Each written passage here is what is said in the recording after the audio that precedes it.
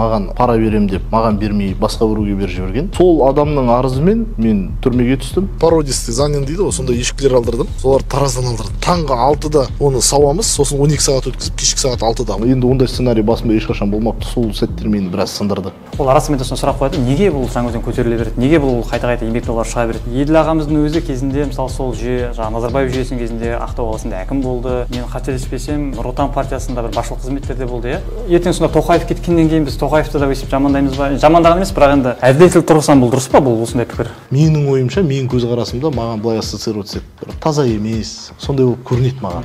Бізде Белоруссия, Россиядан шетелден келетін ет көп. Шетелден келген етті қазақстандық ет деп көрсететіндер де бар. Қолайлы жағдайлар жасау керек. Кәсіпке сендіру керек қой. Жасаңдар, қорықпаңдар. Ең бірінші тұтынушы кірді. Кассир ең бірінші сәлеметсіз ба, қош келдіңіз деп амандасу кассирдің міндеті. Көркем әлемнің ең басты 3 ұстанымы біз ең бірінші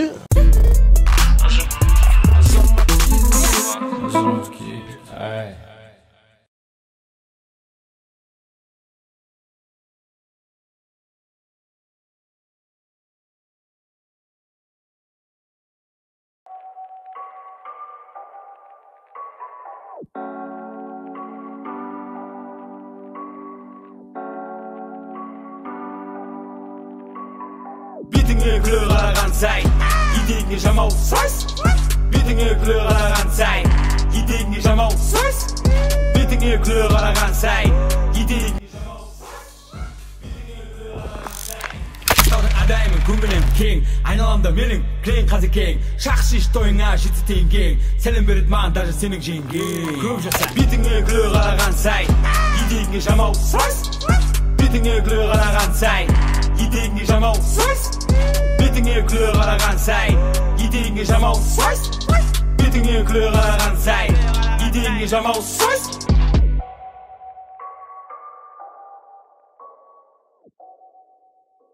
Темір, екеуміз құрдаспыз. Сен деп сөйлей берсем айып етпейсің бе? Жоқ, ешқандай. Темір, сен туралы елдің ішінде мен Жаңаөзенге келгелі бері мындай пікір естіп жүрмін. Жалпы Темір бұрын Фейсбукта өте бір өткір мәселелерді көтеретін еді, өткір сөйлейтін еді, өткір айтатын еді дейді. Неге олар бұрын деп айтады? Қазір не өзгерді? Енді бұрын дегендер ол 2020 жылдар ғой, 20 жыл, 21-дің бастары.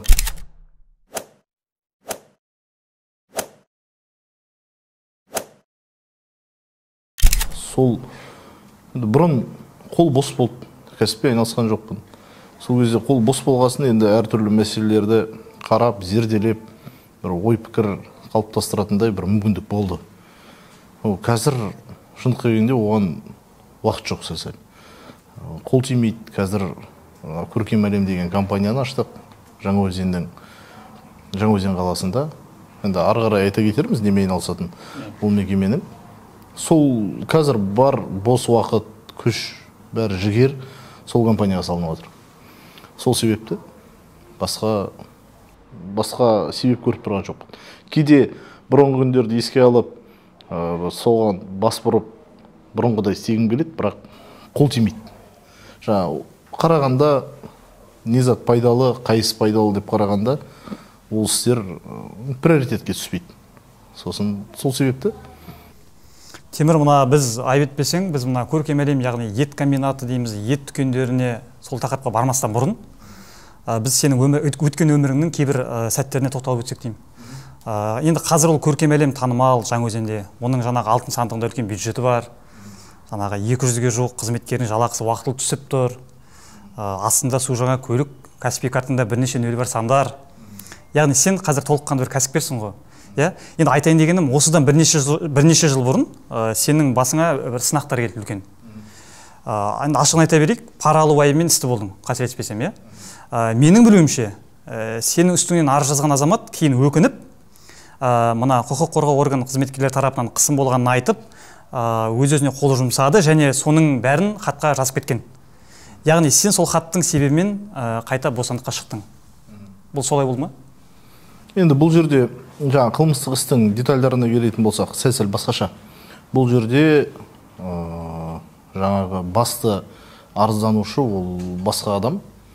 Ол адам маған пара берем деп, маған бермей басқа біреуге беріп жіберген.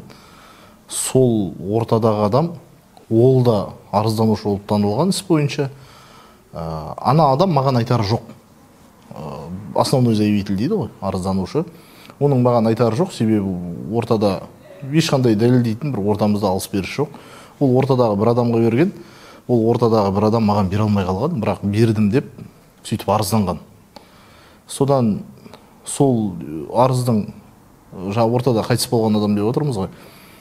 Сол адамның арызымен мен түрмеге түстім. Жаңаөзен қаласында уақытша ұстау абақтысында болдым. Содан кейін Ақтауда СИЗО, соған бардым. Сол СИЗОдан шығып келгеннен кейін көп ұзамай сол адам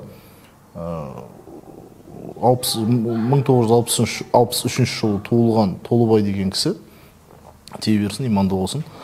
Сол кісі өз-өзіне қол жұмсап не жазып кетті. Қайтар алдында өзінің несін жазып кетті. Предсмертная записка дейді ғой. Сондай жазып кетті. Сол жерде анық-қанық жазып кеткен. Мен Лесіп Темірге жала жаптым. Дұрыс емес болды. Нақты тексті цитировать ете алмаймын. Жалпы мағынасы дұрыс емес болды. Бірақ енді мына жері цитата қазір. Жаңаөзен қаласының Финпол басшысы Қуаныш деген азамат мені қорқытып, түрмеге қамаймын деп қорқытып, мені жала жапқызды деп сөйтіп кешірім сұрап хатында сөйтіп бәрін жазып кеткен. Сол хабар естігеннен кейін арыз полиция басқармасына түсті. Одан кейін оған почерковическая экспертиза дейді, сондай жүргізілді. Ол өз қолымен жазылған расталды. Сондай моменттер болды қылмыстық істе. Бірақ алайда ол сот, главное судебное разбирательство дейді ғой, сот барысында ол ескерілмей қалды деп айтуға болады. Соттың үкімінде мені кінәлі деп таныды. Бірақ ол жерде сол адам бүйтіп жазыпты, сөйтіп жазыпты деген бірде-бір сөз жоқ. Бірақ уголовно-процессуальный кодекс дейді. Соған сәйкес негізі барлық мені ақтайтын мән-жайларға, дәлелдерге негізі оны жоққа шығаратын басқа да түсініктемелер берілу керек үкімнің ішінде. Бірақ ол үкімде ол нәрсе ескерілмей қалды. Сондай момент. Ол кезде сен кәсіпкер емессің, е? Мен ол кезде кәсіпкер емеспін. Мен ол кезде қылмыстық іспен тергеліп отырған Қазақстан Республикасының азаматымын. Мемлекеттік органда да жоқпын. Жұмыссыз былай азаматпын, тергеліп жатырған. Сондай. Көркем әлемнің компания ретіндегі тарихы сол оқиғадан кейін басталды ғой, е? Иә, әрине, одан кейін басталды. Көркем енді шынымды айтсам, мектеп кезінен бастап біздің отбасымызда сондай қалыптасқан. 9-шы класстан бастап па, 9-шы сыныптан бастап әкем мемлекеттік қызметкер болуым керек. Сол мемлекетке қызмет жасауым керек. Шынымды айтсам, сол кезден бастап жаңағы Евразийский университетке түсеміз. Евразийский университеттің ішінде қай мамандықты оқимыз дегенде государственное местное управление, мемлекетті және жергілікті басқару мамандығына түсеміз. Содан кейін мемлекеттік қызметте жұмыс жасаймыз деп 9-шы класстан бастап менде профориентация дейді, сондай болды. Мен уже өз болашағымды елестетіп тұрдым. Содан кейін мектепті бітірдім, ЕНТ-ні, ОБТ-ны жақсы тапсырдым. Содан кейін түстім сол жаққа, дәл сол мамандыққа, соны грантсыз оқып шықтым. Содан кейін Астанада министрлікте жұмыс жасадым. Ол жаққа ешқандай таныс жоқ, тым жоқ, производственная практика дейді, 4-ші курста. Сол жақта жіберіп, сол қатты мақсат қойған жерім, сол жақта басшыларға танысып, ұнап, солар жұмысқа алды. Бірақ кірердің алдында 7 ай бесплатно жұмыс жасадым, ақысыз да, жалақы алмай. Сөйтіп жұмыс жасап жүрдім, содан кейін сол жаққа жұмысқа кірдім. Сосын Аллаға шүкір ол жақта өстім. Сосын 2017 жылы Жаңаөзен қаласына қайтып келдім. Жаңаөзен қаласына қайтып келген себебім енді әке-шешеммен ақылдасып үйленбей жүрдік. Артымда келе жатырған 2 егізінім Астанаға оқуға түсті. Үйде былай айтқанда әке-шешемнің қасында ең кенжеңім болды, мектепте оқитын. Басқа ешкім қалмады, сол себепті мен Аллаға қайтып келдім. Аллаға қайтып келгенде қаяқта жұмыс жасаймыз, енді Жаңаөзен қаласының әкімшілігінде жұмыс бұйырды маған. Сол жақта 1 жыл жұмыс жасап жүргеннен кейін осындай бір айыптар кетіп, неге түстім, следствиеге түстім. Сол следствиеде 1 жыл жаттым. 1 жыл жатқаннан кейін үкім шықты, мені кінәлі деп танып. Бірақ ол істе айдан анық көрініп тұрады негізі кінәлі емес екенін. Бірақ енді сол кездегі система солай, жаңағы антикоррупционный орган қудаласа одан шыға алмайсың. Соңына дейін барады. Соңына дейін барады. Ол жерде енді әңгімелер көп, мына интервью ол туралы емес қой. Әңгімелер көп, жаңағы олардың ісі өтеді дегенді. Оны бәрі ол салада жүргендердің бәрі де біледі. Ол ісі өтті. Біз дым істей алмай қалдық, хотя бәр жерге обращение жаздық. Нарушениелерді, дұрыс емес жерлерін істің айдай анық көрсеттік, дәлелдедік, бірақ қолымыздан дым келмеді. Сот кінәлі деп таныды. Аллаға шүкір, енді түрме берген жоқ, штраф берді. Сондаймен шықтық. Одан кейін де мен бәр жерге арыздандым, жоғарғы сотқа да барып келдім. Бірақ енді үкім өзгеріссіз қалды. Сол кезде мемлекеттік қызметке маған қайтып баруға болмайды деген бір сондай үкім шығарды. Енді 9-шы класстан бері өзіңді мемлекеттік қызметкермін деп армандап келген адам дымсыз қалып қойдық қой. Шындыққа келгенде армандалып алды ғой адамнан. Сол кезде үлкен бір депрессия болды. Өзімді ешқашан кәсіпкер деп көрген жоқпын. Ешқашан кәсіпкермін деп байқаған жоқ едім. Қоғам белсендісі, ондай бір ешқандай рольдарды өзімде ешқашан өзіме примерять етіп көрген жоқпын. Өз-өзіме өлшеп өйтіп көрген жоқ едім. Бірақ енді үлкен депрессия болды. Мемлекеттік қызметке қайтып бара алмайтынымды білдім. Сөйтіп бір 2-3 жыл өмірде бір түсініксіз бір сәт болды. Бір қиын сәттер, жұмыс жоқ, ақша жоқ. Бірақ Аллаға шүкір, адамнан ала алмайтын бір нәрсе бар екен, білім мен тәжірибе. Сол екі нәрсе болды тек. Сол тұста үйлендім, сол бір қиын тұста. Сосын үйде жатып қалдым, ер адам енді үйде жатқан ауыр екен. Сол кезде тек өзімді кәсіпкер ретінде байқап, қоғамдық белсенді ретінде байқап көрдім, кәсіпкер ретінде байқап көрдім. Сол кезде бір не келді, бір түсінік келді. Мемлекеттік қызмет болмаса, ол өмір тоқтап қалмайды екен ғой бұнымен. Басқа да бір пайдалы іспен айналысатын жолдар бар екен ғой деген бір түсінік келді. Содан бері қоғамның мәселелеріне айналысып жүрдім, бірақ параллельно жаңа кәсіппен айналысып, сонымен қосымша сол бір сәт келді, кәсіпке толық бет бұрып, соған өтіп кеттім. Содан бері Аллаға шүкір, енді жаман емес қазір.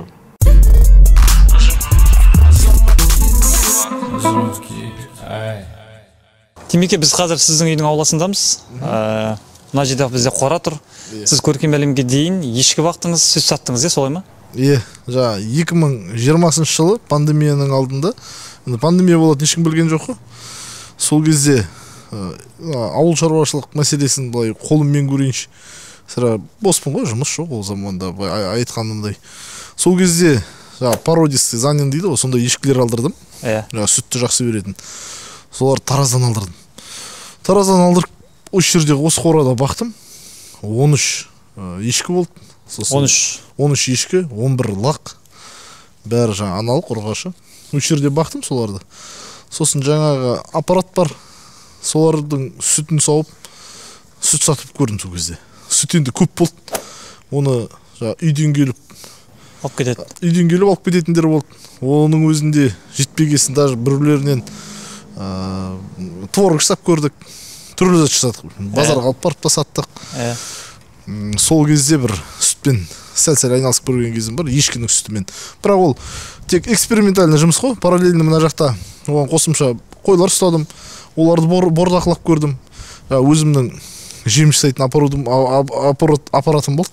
Соны интернеттен оқып, әртүрлі жемдерді араластырып, оған премикстер алдырып, әртүрлі витаминдер. Соны қосып, семіртіп көрдім. Оны өлшеп, қалай өсіп жатыр, журнал жүргізіп, күніне қанша килограммнан қосып жатыр. Оның пайдасы қандай, ол пайдалы ма, ақшаға шаққанда пайдасыз ба, соның бәрін есептеп көрдім. Қораны сол кезде салдыңыз, Қора, бұл жерде бұрын гараж болған ғой. Сосын соны гаражды өзгертіп, осындай қосымша құрылыс салып, осындай қора алып жүрдік қой. Неге ешкі, неге тауық емес, неге ешкі емес, неге сүт? Ешкі сол кезде бір тек эксперимент, лабораторная работа дейді ғой. Бір сондай қылып жасап көрдім, эксперимент ретінде. Қосымша етке қатысты болғасын қой бақып көрдім. Қойда бақтыңыз? Қой бақтым, қойды бордақылап көрдім бір 4-5 бас қой. Соларды бордақылап, өлшеп, санап, еті қалай көбейеді, оның қандай жем бергенде қандай пайда ол қалай жаңағы несі привес бар ғой, қалай өседі. Енді бордақылау деген оның весін өсіру керек, салмағын. Салмағын арттыру керек. Сол кезде қандай жем берсе, мысалы арпа сатып алып, оны арпаны жаңағы анаумен араластырып, 8 түрлі жем араластырып, оған премикс қосып, соның бәрін сондай бір зерттеу жұмыстары кішігірім үйде. Жоқ, ол енді сүт сату деген нәрсе ол қазір жалпылама айтылып тұр ғой. Процесс қалай болды? Мысалы сіз келесіз, аппаратыңызды алып келесіз. Ол жерде былай ғой, режимде болу керек. Таңғы 6-да оны сауамыз, сосын 12 сағат өткізіп, кешкі сағат 6-да. Ол өзгермеу керек, күнде солай болу керек. Сүт тұрақты болу үшін, сүт көп берілу үшін ол режимде болу керек. Жем жейтін уақыты да сондай. 6:30-да сауып бастадық, 7:30-да жем салдық, суын бердік. Сосын кешкі 6-да сауып алғаннан кейін тоже 7:30-да жемен жеу керек. Ол уақыты өзгермеу керек, мал режимде болу керек. Оны өзгертсек, оның сүті түсіп кетеді, сүтінің сапасы бұзылып кетеді. Соны сол кезде жасадық, таңертең ерте 5:30-да 5-те тұрамыз. Ол кезде менің жаңа келіншегім бар, мына үйде жеңешем тұрады. Сол басында енді бәріміз келеміз осы жерге. Мына жерде не тұрды? Басын қысып қалатын аппарат тұрды. Соның алдында жем саламыз. Мен бір-бірден ешкілерді шығарам, оның үстіне тұрғызам. Сосын жаңа несін жуамыз. Тазалап аламыз. Сосын аппаратты қосамыз. Одан сүт аламыз. Сосын каждый аппарат сүт басында сүт алғаннан кейін өлшеп жүрдік. Жаңа қанша шыққанын. Каждыйын бөлек-бөлек өлшеп. Сол жерде сатып алатын артынан клиенттер осы жерде келіп қасымызда қарап тұрады. Қарап тұра ма? Иә, қарап тұрады. Оған енді сәл кешірек жеттік біз. Ол уже біз ана тұрақты клиенттерім жиналып, біреулер саумал ішемін деп сөйтіп келген кезде қасымызда тұрады. Сол сөйтіп жүрдік. Сөйтіп мен жобамен 14 айдай, 1 жыл 2 айдай жүрдім сөйтіп. Мәссаған. Иә, осының қораның ішін тазалайсың. Сол маған біраз қызық жұмыс болды. 13 ешкіден ай сайын қанша пайда келіп тұрсың да? Шамамен. Енді ол былай болды. Басында біз сата алмай әлек болдық. Литрін 800 теңгеден сатып жүрдік. Басында сата алмай әлек болдық. Көп сүт қалып қойды. Одан творог жасадық, одан сыр жасадық, брынза, түрлі зат жасап көрдік. Сосын жаңа пандемия болды. Пандемия болған кезде ешкінің сүті тапшы болып кетті. Сол кезде біз күніне 13 ешкіден жобамен бір 20-25 кейде 30 литр шығып қалады. Жеміне байланысты. Оның да жемін мен әртүрлі эксперимент жасап, әртүрлі жем беріп, интернеттен оқып, мамандармен сөйлесіп сөйтіп жүрдім ғой.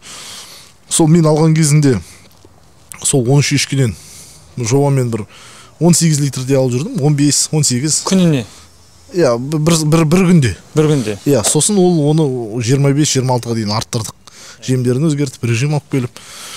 Сосын енді оның 800 теңгеден сауғанда күніне 15-17 мың теңге ғой. Иә. Өзің ішетінің бар үйде, ағайын балдарға кететіні бар. Сосын күніне 15 мың теңгедей сондай ақша түсіп тұрды сол кезде. Бірақ ол енді дисциплина керек ол жерде. Дисциплина, режим. Таңертең ұйықтап қалуға болмайды. Кешке бір шаруам бар еді деп, сәл кешірекке қалдыруға болмайды. Сосын ол демалыс жоқ жұмыс қой. Ол мысалы бір үкіметтің жұмысында жасасаң, 5-ші, 6-ші, 7-ші күн демаласың. Бұл жерде ондай жоқ. Мал қарап тұрады. Күнде сондай жұмыс. Күн ыссы кездерде, бізде Маңғыстауда қатты ғой. Сол кезде салқын кездерде таңертең кешке су берсең, жеткілікті. Ал күн ыссы кезде күндізде келіп су бересің. Ол постоянно жұмысың. Қазір қора бос тұр ғой Темеке. Ой, ешкілер қайда кетті? Қайда жібердің ешкілерді? Енді ол ешкілерді саттық. Сосын өлгендері болды ішінен. Көркем әлем басталғалы жаймен қолым тимей бастады. Ол қызығы да кетті. Өзін ақтат деп те айтуға болады. Сосын ол жаймен ол шаруа тоқтады. Ешкілері сатылды, лақтары өсті, лақтары уже ешкі болды. Оларға не салдық? Оларды да саттық. Құтылдым бәрінен. Бәрінен құтылдыңыз? Бәрінен құтылдым, иә.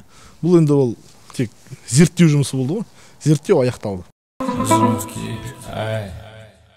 Неге компанияның аты Көркем әлем? Неге Нұрлы Қазақстан емес, неге Алтын адам емес, неге Көркем әлем?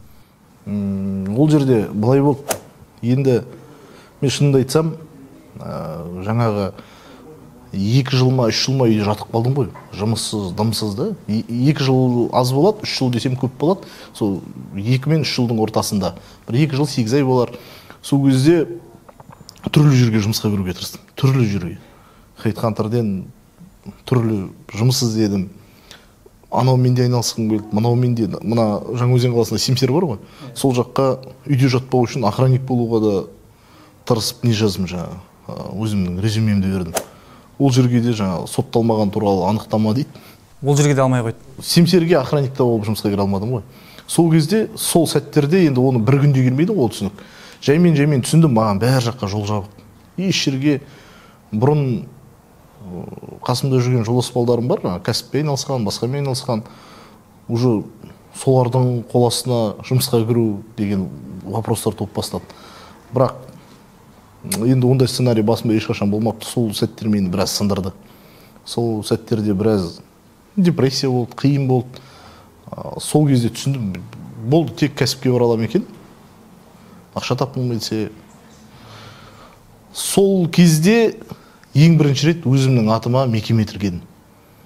Ол мекеме тіркегенде ол сол сәт әлде де есімде, үйде, офисте жоқ, дым жоқ, тек бір ноутбугым бар, ето өзімнің ноутбугым жоқ, әкемнің ноутбугі.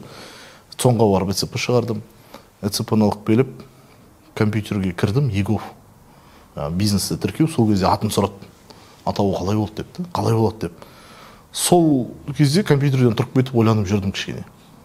Енді мен келіншегім өзімнің туған қарындасым күйеуде, Астанада тұрады. Соған көркем деп айтатын еді. Сол атқа байланыстырғым келді. Сосын көркем деген сөзді алдым, енді көркем қалай болады деп. Сосын көркем групп сервис деген мекеме тіркедім басында. Көркем групп сервис. Көркем групп сервис деп тіркедім де, бірақ тіркеген бойдан мен тіркелді, маған жаңа справка государственной регистрация шықты, тіркелді деген. Дәл сол сәтте маған аты ұнамай қалды мекеменің. Сосын жоқ дедім де қайтып тіркедім мекемені.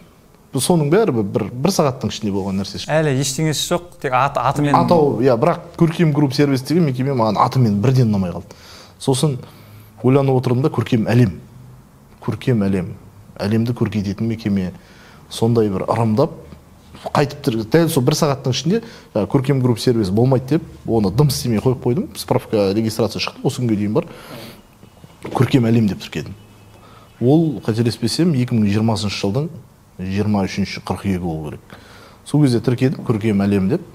Сол сәттен бастап, бірақ енді мен тіркеген кезде уже немен айналысатынын білдім, негізі. Көркем әлем тіркеп алып, немен айналысам деген ой болған жоқ. Көркем әлем тіркедім де, уже тіркердің алдында немен айналысатынын білдім уже. Ауыл шаруашылық саласында нақты қазіргі жасап отырған істеріміз ойымда болған жоқ. Ол үлкен арман болды ол сәтте. Бірақ жобамен осы жолда жүретінімді білдім. Иә. Енді бағым сынайтынын білдім осы жолда. Дәл осы жерде мына бір сұрақты қойыңызшы. Ет сату идеясы бұл, ет сату идеясы, иә. Мысалға, оған не түрткі болды? Мысалы, қазір үлкен комбинат тұрғызып, үлкен тәуекелге барып отырған сияқтысында меніңше. Себебі малды алып келуден бастап, мысалы, оның шариғат талаптарына сай союы бар. Оны бөлшектеу, оның тазалығы, оны өңдеу, иә? Оны сақтау, тексеру, одан кейін оны тұтынушыға жеткізу, оны дүкен ашу, қызметкерлерді оқыту, сервис, тағы да басқа, мұның барлығы деген бір қараған күшті қажет етеді ғой негізі. Енді одан да соған кеткен қаражатқа мысалға тойхана салып, болмаса мына тұрған ақтаудан пәтер алып, оны жалға беріп, табыс тапқан әлде қайда бір пайдалы емес пе? Яғни ет тақырыбы сені несімен баурап алды? Сол жаңағы айттым ғой, тергеу басталып, осы көркем әлем тіркелгенге дейін мен үйде жаттым ғой. Сол кезде мен әртүрлі бизнес жобалар жаздым. Бизнес жобалар жазып, өзіме не істеп жүрдім, есептеп жүрдім әр саланы. Бизнес жобасын жазып, показательдерін шығарып, Аллаға шүкір, сондай бір Алла Тағала сондай бір білім берген, сол есептеп, себестоимость, басқа да показательдері бар, инвест-привлекательность, рента, соның бәрін есептеп, мен 2 жоба зерттедім, 2 жоба. Біреуі жұмыртқа, құстан жұмыртқа шығаратын завод, соны есептедім. Ол жобамды даже сол кезде неге жібердім, СПК Каспий деген бар ғой, сол мекемеге де жолдадым. Екіншісі осы жоба болды. Жоба болғанда малды бордақылау, одан ет өндіру, сондай не болды. Мен очень бір сөзбен түсіндім, тамақ саласында жүру керек. Ол жерде егер сапасы жақсы болса, бағасы қолайлы болса, ол өтетін товар екенін түсіндім. Сонымен қатар жаңағы ет саласын қатты зерттедім, сосын жұмыртқа саласын қатты зерттедім. Бірақ жұмыртқа заводты ашуға қаржы еттен гөрі көп керек болды. Сол себепті ол ауыр болатын шығар деп. Бірақ неге екенін түсіндіре алмаймын бұл жерде, бірақ етке де былай махаббатым көп болды негізі. Сол жаққа да өзінен өзі бұрып тұрды да, етпен айналысқым келіп. Түсіндіре алмаймын оның не екенін. Может, сол күнге дәл сол шешім қабылдаған, етпен айналсам деп, жоқ, жұмыртқа былай тұра тұрсын, етпен айналсам деп, сол күнге алып келсем, может, айтатын шығармын, бірақ қазір менің есімде емес ол зат. Түсіндіре де алмаймын. Бірақ етке өзімнің бір бүйрегім бұрып тұрды дейді ғой, сондай болып тұрды, етке тартып тұрды. Басында идея былай болды. Менің өз ағайындарым, етпен айналысатындар бар, олар немен шығады, көлікпен шығады. Қастарында жүріп те көрдім. Біз Индерге дейін барамыз. Сосын Индерден кейін көп ұзамай мал ауылға түсіп кетеміз жолға. Оған немен барамыз? Джиппен барамыз. Сосын ауылдарды аралап, сол жақта мал қарап жүреміз. Малды табамыз. Оған ақшасын төлеп кетеміз. Сөйтіп мал бір КамАЗ прицеппен толадау дегенде ауылға соғамыз. Енді мен қасында бұл қолым бос қой, жұмыс жоқ, дым жоқ. Қарап жүрдім. Қалай ағайындарым қасында қарап жүрдім, қалай жүреді бұл процестің бәрі деп та. Енді өз ақшаммен аз-маз малды алып көрдім, сол түсте жаңа эксперимент ретінде көріп жүрмін ғой, сынап жүрмін ғой сол саған. Сол кезде мал ауылға түсіп кетеміз, ана ауылға барамыз, бірінші ауыл, екінші ауыл, төртінші ауыл, анандай ауыл, мынандай ауыл, соған барып бәрінен мал жинаймыз. Мал толдау, жиналдау, 30 малға келісіп қойдық ау деген кезде ауылға звондаймыз, КамАЗ прицеппен водительмен күтіп тұрады. Солар шығады. Олар барып бейнеуден тас алады. Ол бейнеуден тас алады да, сосын тас сатып алатын адам табамыз. Тас сатып алатын адамға барып тас түсіреміз. Жаңа жолды жеңілдету ғой, жолға кететін өзінің жанармайын арзандату бағытында ғой. Ар жақтан арзандау тас аламыз, келіп түсіреміз. Ол ақша жолды жабады деп есептейміз. Сосын оған мал тиеміз, мал тиеп алып келіп, мына жақтан Мойнаға түсіреміз. Сосын оны дүкендермен келсеміз. Сойып алсаң, мына түйе алып келдік сол кезде. Мына түйенің етін, сол кезде түйенің еті арзан, 1500 теңге ма, 1600 теңге ма алып келсең, сойып береміз деп. Сөйтіп келсемізді, сол сөйтіп сатып көрдік. Сол кезде мен көп дұрыс емес нәрселер байқадым да. Көп дұрыс емес нәрселер байқадым. Ол неге өйтіп жүру керек ауылдарды аралап. Қыс, қар, қыстың күні шықтық. Ол жерде жоғалып та кетуің мүмкін, боран болса вообще ол өмірге қауіпті нәрсе да. Ауыр жұмыс иә. Сол кезде ой келіп, неге бір шаруашылық, бір облыстың ортасынан бір жер ашып, шаруашылықтар енді өзі әркім жақын жерінде өзі біледі ғой, кімде малы бар. Сол жерге пункт приема, малды қабылдайтын жер. Сол жаққа бәрі сатам деген малын алып келіп тапсырсын. Оны алғанда қалай аламыз? Ол жерде адамдар енді тірілей алып келеді, соятын жер Жаңаөзенде. Сою міндетті түрде Жаңаөзен деп қойдық. Оның халалдығына өзіміз көз жеткізу үшін. Ар жақта біреуге сойдырып, оның халалдығына күмән болмау үшін ешқандай өзіміз соямыз, осы жерден көріп отырамыз. Тірілей алып келеді. Оны тірілей алып келгенде қалай алып келеді? Тірілей алып келгенде қалай есептесеміз? Ет болса оңай ғой. Етті мысалы алып келіп Оралдан бір жер ашып қойдық біз қазір.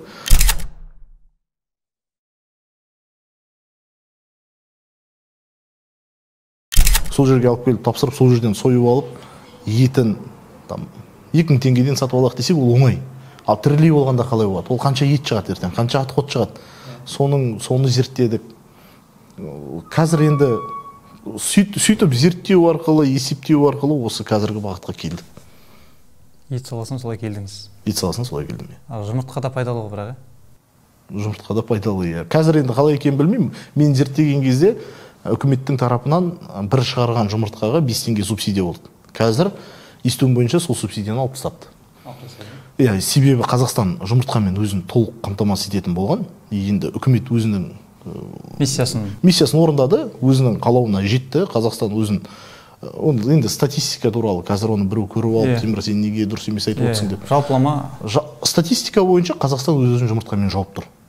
Сол себепті үкімет өзінің дегеніне жеткесін, ол енді субсидияны алып тастады. Мен зерттеген кезде, бірақ мен зерттеген жылдары 2019-20 ол кезде субсидия болды. Бір жұмыртқаға 5 теңге. Жұмыртқаның өз категорияға бөлінеді. Себеке, мына дәл қазіргі уақытта комбинаттың құрылыс жұмыстарының соңғы кезеңдері жүріп жатыр ғой. Енді ол жерде құрылысқа менің білуімше сіздің әкеңіз тікелей жауапты. Яғни ал сіздің туған бауырыңыз, яғни Нұрбек Сәкенұлы, ол қазір Көркем әлем компаниясының басшысы қызметінде. Және іштегі мына қаржылық мәселелерге жауапты екен. Көркем әлемнің артында кім тұр деген сұраққа осы азаматтарды айту жеткілікті ме? Әлде Астанада, Алматыда, болмаса Ақордада, мүмкін парламентте сіздің бір қолдаушыларыңыз бар ма? Жоқ, ондай көркем әлемнің артында менің әкем айтып отырған Нұрбек інім тұр деп толықтай айтуға болады. Артық адам жоқ. Артық адам жоқ, қасымда көмектескен, қасымда жүрген бір партнерім бар, ол да бірақ ауылдың адамы, құда балам. Ол да Ақтаудың деңгейінде емес, Жаңаөзенде жұмыс жасап жүрген мұнайшы жігіт, мен құда балам. Барлығы да яғни осы Жаңаөзеннің азаматтары, Жаңаөзеннің тумалары, біздің қазақтар, өзіміздің қарапайым кәсіпкерлер. Иә, дәл солай. Сол кезінде жаңа бастап кетуіне ақша керек кезде көмектескен құда балам ғой жігіт. Осы күнге дейін қасымда партнерім. Қасымда. Бірақ енді оның өзі де ойлаған жоқ, осындай ол өсіп кетеді деп. Басында енді кәсіпті бастап кету үшін бір 5 миллион, 10 миллион ақша керек кезде, ең басында менде дым жоқ кезде әкем көмектесті, құда балам көмектесті. Сол сөйтті ғой. Ағаларым көмектесті. Сіз жалпы көркем әлемнің миссиясын түсінесіз бе өзіңіз? Әрине. Енді біз Темір екеуміз бір үйде тұрамыз ғой.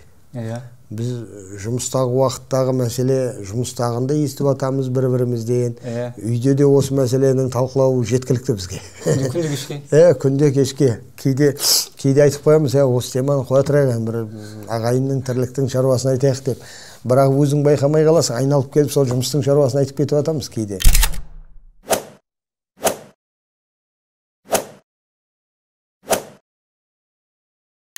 Зиян жоқ шығар, оның бәрі бір болсын деген, пайдаға деген. Менің енді өндірістегі тәжірибем мол. Мысалы Темір бар, Нұрбек бар, бұлар енді өндірісте көп істемеді ғой.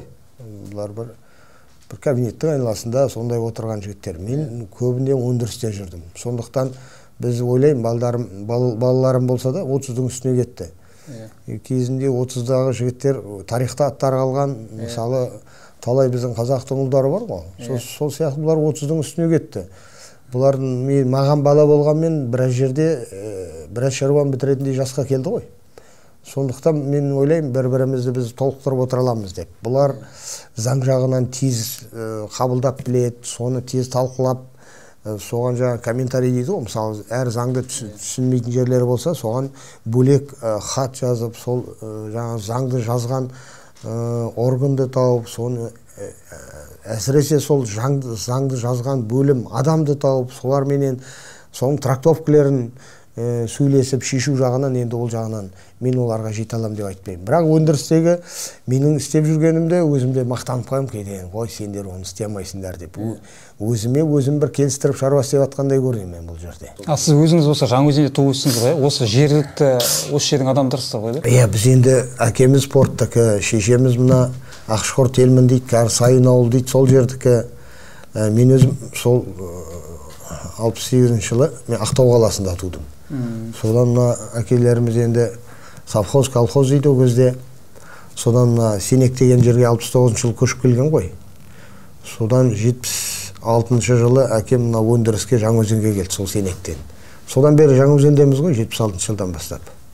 Жарайды, онда сіз экономика саласы мамандысыз ғой, сіздің біліміңіз бар экономика саласында, Онда қазір мына елдегі қымбатшылық деп жатырмыз ғой, теңгенің құлдырау мәселелері бар.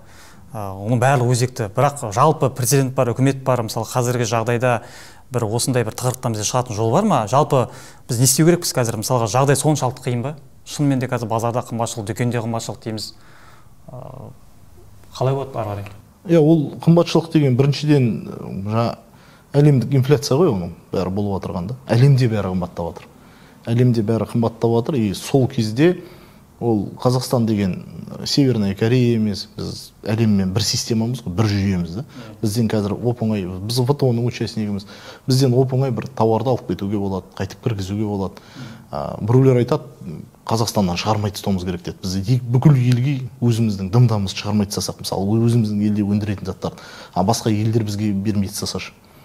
Басқа елдерде Қазақстан енді сен дым шығармайсың ба, международное правода солай ғой, там зеркальные условия.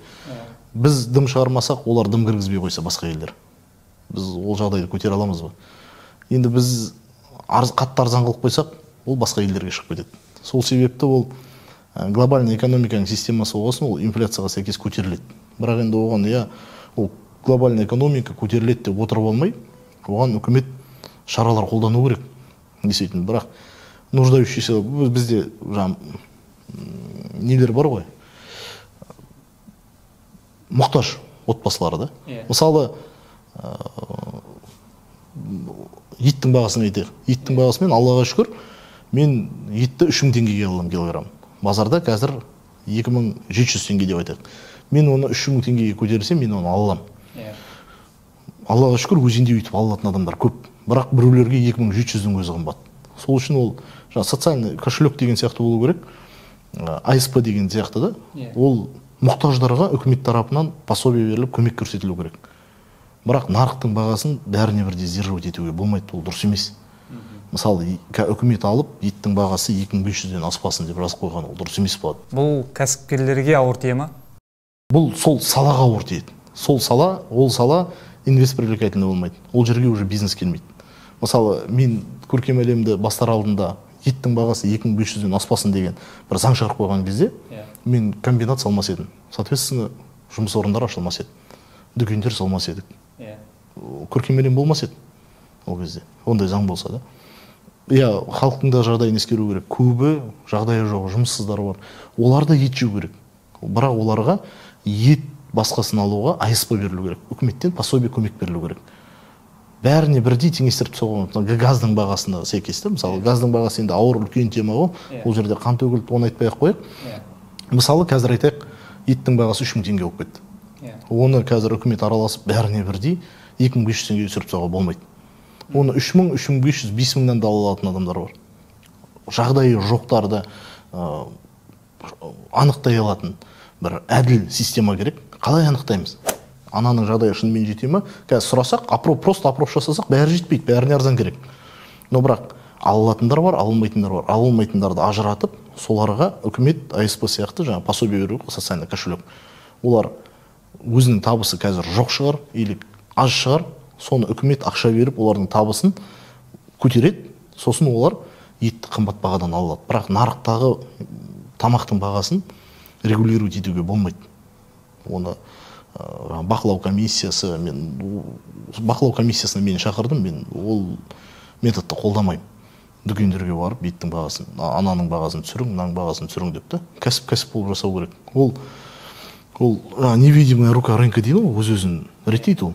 Бір дүкен, екінші дүкеннен қазір мысалы Жаңаөзенде Дина, Жанұя деп алайық, екі дүкенді алайық. Жанұя қазір Динадан қатты қымбаттап кетсе, адамдарда жынды емес қой, өзі Жанұяға баруды қойып, бәрі Динаға барып бастайды. Сол кезде Дина өзі түсіреді. Ал енді сговор болуы мүмкін, басқа болуы мүмкін, еттің бағасы қазір қымбаттап кеткен болса, онда жаңағы бір мемлекеттік орган сол ақша жетпей жатырғандарға, шынымен ақша жетпей жатырғандарға, тек менің ақшам жетпей жатыр деп айқай шығарғандарға, айтқандарға емес, шынымен ақша жетпей жатырғандарға, мысалы табысы 100 000 теңге бір айда. Бірақ етті алу үшін оның табысы 200 000 болу керек па, 100 000 теңге үстіне үкімет оған беру керек. Маған емес, сізге емес жағдайыңыз жетсе, шынымен мұқтаж жандарға беру керек. АСП ретінде, басқа ретінде. Олар барып, жаңа кәсіпкердің қойған бағасымен алу керек. Себебі кәсіпкерде оны просто қойған жоқ қой. Ол кәсіпкердің ар жағында жұмысшылары бар. Оның өзінің бизнес жоспары бар, ары қарай дамаймын деген болса егер. Жұмысшылардың жалақысын көтергісі келеді жұмысшылардың мысалы да. Себебі оның жұмысшылары да біріншіден дамақ алып жүр ғой. Олардың жалақысын көтеру керек. Сол себепті бұл жерде біреудің проблемасын шешем деп екінші адамға проблема тудырмау керек та. Менің ойым солай. Темеке, мысалы сен осы уақытқа дейін Жаңаөзен қаласында өткен бір қатар еңбек дауларына араласып, соның бір оңтайлы шешуіне үлес қосқаныңды білем. Осы еңбек дауымыздың шешілуіне тікелей атсалысқан Жаңаөзен қаласының белсенділері Лесов Темір. Жаңаөзен қаламыз үшін біздің жұмысымыз маңызды екенін түсініп, және қаламыздың белсендісі Лесов Темірдің ұсынысын ескере отырып, осы даудың шешілуіне үлкен үлесін қосқан Жаңаөзен қаласының белсенділері Темір Лесов мырзаға, соның ішінде қала белсенділері Лесов Темір бауырымызға, Жаңаөзен қаласының белсенділері Аланазаров Нұрлыбек, Лесов Темір. Жаңаөзен қаласы белсенді Темір Лесов еңбек дауымызды шешіп берген үшін алғысымызды білдіреміз. Неге бұл Жаңаөзен қаласында еңбек даулары қайталана береді? Шынымен де бір біз түсінбейтін мәселе бар ма? мысалға енді біз өзіміз Маңғыстаудың тумасымыз, Маңғыстауда жүреміз, туған туысымызбен араласамыз, сөйлесеміз, келіп жүрміз. Бірақ сыртта отырған адамдар, сыртта дегенім жаңағы біздің басқа облыстардағы біздің бауырларымыз, достарымыз, ол арасымен де сұрақ қояды, неге бұл Жаңаөзен көтеріле береді, неге бұл қайта-қайта еңбек даулар шыға береді, қандай бұл жерде мәселе бар? Бұл үлкен мәселе Азеке. Ол әртүрлі мекемеде әртүрлі жағдай мысалы да. Енді басты жаңағы нелерді себептердің бірі, мен былай ойлаймын, мына нефтесервистік компанияларға көбі да көтерілген, мына Өзенмұнайгазға үлкен мекемеге, қызмет көрсететін мекемелер көбі тұрған. Көбінің қызметкерлері көтерілген да. Оларда енді көптен бері, мысалы айтайық, бір мекеме транспорттық қызмет көрсетеді. Өзенмұнайгазға көлік береді. Водительмен көлік береді. Олар бір басшыларын тасиды, бірден қылады. Сол мекемелердің тарифтері былай өзі есептеледі, бір сағатына мынандай ақша деп та. Сол тарифтер көптен өзгермеген, мен байқағаным. Көптен өзгермеді деген, бәрі қымбаттап жатыр. Жыл сайын инфляция болып тұрады, енді үкіметтің өзі декабрьде бекітеді ғой. Осы жылы инфляцияның орташа есебі осылай болды деп. Ол орташа есеппен инфляция 10% болды деген, мысалы, бүгінгі 1000 теңгеміз келесі күні уже 900 теңге болды деген сөз ғой, 10%-ын алып тастайық 100 теңгесін. Сөйтіп инфляция бола берді, бірақ тарифтер өспеген. Сол себепті олар кезінде 2015 жылы қызмет көрсетіп бастаса, бір сағатына, мысалы айтайық, енді мысалыға да, мен сандарды білмеймін, 1000 теңге алған болса, ол кезде ол керемет ақша болуы мүмкін. Бірақ жыл сайынғы инфляция оны жеп, ол түбінде дым болмай қалды ол ақша да. Бірақ ары қарай көтерілмеді. Енді Өзенмұнайгаздың позициясы бұл жерде по-своему дұрыс, как бизнес ретінде, как социально ответственный бизнес ретінде оныкі дұрыс емес, бірақ бизнес ретінде дұрыс. Ол айтады, ана мекеме айтады, мен тарифімді көтершейші, мен жұмыскерлерім зарплата көтер деп жатыр деп. Өзенмұнайгаз айтады, жоқ, мен сенің тарифін көтермеймін. Ұнамаса, кете бер, мен тендерге шығарам, қазір басқа бір өтіп алады. Өзенмұнайгаз айтады да. Ол жаңа келген мекеме, ол әлі ол түбінде болатын нәрсе еді, тариф көтерілмесе да. Түбінде болатын нәрсе еді. Қай мекеме келгенде, или бір күні біреулер қатыспай қалып, сол кезде көтеретін еді. Ол үлкен мәселе, әр мекемені индивидуально қарау керек сияқты да бұл жерде. Енді үлкен мекемелерден кезбей, енді оның қызметкерлерімен танимын, сол кезде болған қызметкерлерін танимын. Ол кезде олардың айтқан сөзі, біз Өзенмұнайгаздың ОМС деген мекемесі бар, Өзенмұнайгазға қызмет көрсететін, бірақ Қазмұнайгаздың мекемесі болып саналады да болды. Олармен бірдей жұмыс жасаймыз, олардың жұмыскерлерімен біздің жұмыскерлер бірдей жұмыс жасаймыз, бірақ екеумізге екі түрлі айлық төленеді деп. Ол да қарап отырсаңыз былай әділеттікке жатпайды. Бірақ енді ол жерде бір тонкостер болуы мүмкін. Оны бір сол саланы жақсы білетін адам түсіндіріп беруі мүмкін да. Менің сөздерім бәрін жоққа шығарып тастауым мүмкін, сол себепті мен оны айта алмаймын. Бірақ түбінде айтқанда жалақылар стагнацияға түсіп қалды, бір деңгейде көп уақыт тұрып қалды, көтерілмей. Ол кезінде жақсы ақша болған шығар, бірақ бара-бара ол дым болмай қалды. Соңғы кезде, тем более мына пандемиядан кейін қатты көтеріліп кетті ғой. Қайтадан саясатқа ауысқым келіп отыр, себебі бұл мәселе қазір біздің елдің ішінде, біздің ортамызда өте актуалды болып жатыр, талқыланып жатыр әлеуметтік желілерде. Өткенде осы Фейсбукта біздің енді Фейсбукқа өзі жариялады ол кісі. Біздің жергілікті ағамыз, Еділ Жаңбыршин ағамыз жаңағы өзінің мынадай жазбасын жариялады ғой. Бұрынғы жүйені, жаңағы Назарбаевтан қалған жүйені өзгерту керекпіз. Жаңағы енді мазмұны солай. Яғни біз ол жүйені өзгертпей, біз жаңағы былай айтқан кезде біз жаңармаймыз, біз әділетті Қазақстанға жете алмаймыз деген бір сол мазмұнда пост жариялады ғой. Ол пост деген үлкен енді пікірлер жазылды, пікірталастар болып жатыр әртүрлі. Енді Еділ ағамыздың өзі кезінде, мысалы сол жүйе жаңағы Назарбаев жүйесінің кезінде Ақтау қаласында әкім болды. Мен қателеспесем, Нұр Отан партиясында бір басшылық қызметтерде болды, Осы мәселеге сенің көз қарасың қандай? Бұл ертең сонда Тоқаев кеткеннен кейін біз Тоқаевты да өйстіп жамандаймыз ба? Жамандаған емес, бірақ енді әділеттілік тұрғысынан бұл дұрыс па, бұл осындай пікір? Мен негізі мына саясатқа көп бас сұққым келмейді негізінде да. Ол процестердің бәрінен сыртта жүргім келеді. Ол жерде саясат менің ойымша, менің көз қарасымда маған былай ассоциироваться етіп бір таза емес, сондай болып көрінеді маған. Сол себепті бірақ осы Еділ ағамыз танығасын мен ол мәселені оқыдым. Ол видеоны да көрдім сіз айтқан, сосын одан кейінгі берген түсініктемесін де көрдім. Ол жерде былай, менің есімде дұрыс қалған болса, Еділ ағамыз, мен оны қорғаштап отырған жоқ, өз ойым тек, таза ойым. Еділ ағамыз оны 2007 жылы көргенін айтты, 2000 бір жеке кездескендерін айтты. Бір шараның үстінде сөйлесіп қалғанын, Ақтауға Нұр Отанның несіне келгенін, Нұр Отан партиясының кеңсесіне келгенін айтты, ғимаратына. Енді ол сол кезде может сондай ойда болған шығар. Мысалы, мен бүгін сізді керемет адам деп санау мүмкінмін, бірақ ертең бір обстоятельствор, бір событиялар. Пікірлер өзгере беруі мүмкін. Иә, мен сосын мен ойлауым мүмкін ғой, мен қателесіппін, оказывается, азамат дұрыс емес адам екен ғой деп. Олай болуы мүмкін ғой. Сол себепті сондай болған шығар деп ойлаймын мен. Енді ол олай болуы мүмкін. Мысалы, көп қой өзіміздің де қазір өзіміздің де тарихымыздан, өз өмірімізден іздеп кетсек көп қой. Кішкентай мысалдар ма? Иә, дұрыс адам деп санадық. Екіншіден, ол оны ертеректе түсінген болуы мүмкін. Бірақ шындыққа келейік, Назарбаевтың дәуірінде, ол қаланың деңгейінде, біздің Жаңаөзенде тұрып Фейсбукқа жазып жіберуге болады, Назарбаев анау мынау деп, ол Назарбаевқа жетпейді. Бірақ сол кезде Еділ ағамыз сөйтіп қазіргі әңгімесін сол Назарбаевтың дәуірінде шығарып жіберсе, Еділ ағамызға не болатынын білеміз ғой бәріміз де. Сол заманда да. Ол енді үйтіп айтқаннан бірдеңе өзгеріп кетсе, может адам тәуекелге барып айтарым еді, бірақ дым өзгермес еді ол заманда, ол кезде. Бір адам айтты екен, екі адам айтты екен деп. Мен сондай бір величина болсам, мен Тоқаев жамандағаннан система өзгермейді, бірақ мен точно түрмеде отыратынын білсем, ол қалай ол?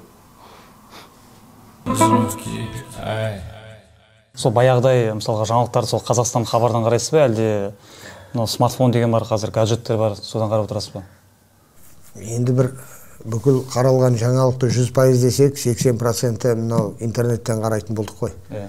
Бір үстіне түсіп қалған кездер болмаса, я бір арнайы президент сөйлейтін кездер болады, соны енді тікелей сол көрсетіп атқан кезінде телевизордан көруге талаптанасың. Болмай қалса, оны да интернеттен тауып алып қарай береміз ғой.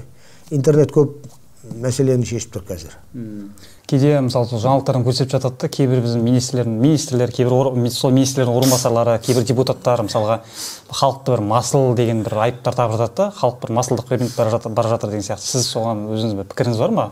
Біздің халық қандай? Енді біздің халық дегенде ол үлкен көлемде айтып тұрмыз, бірақ Жаңаөзен халқы, оның ішінде қазір қоластыңызда қаншама жұмысшы бар мысалға. Енді көпке топырақ шашып қайдам, енді бәлен түген деп. Мысалы, сіздің жұмысшыларыңыз қандай адамдар? Иә. Ол мысалы осыдан жыл жарым бұрын біз жұмысты бастадық қой. Сол кезде келген жігіттер біреуін де танымаймын. Енді бір 40-50 адам қабылданса, соның 20-30-ы шығып кетті. Жұмысқа тәртіпке шыдамсыздау болды. Жұмыстың бір реттерін түсініспеушіліктеріміз болды. Сондай шаруалармен.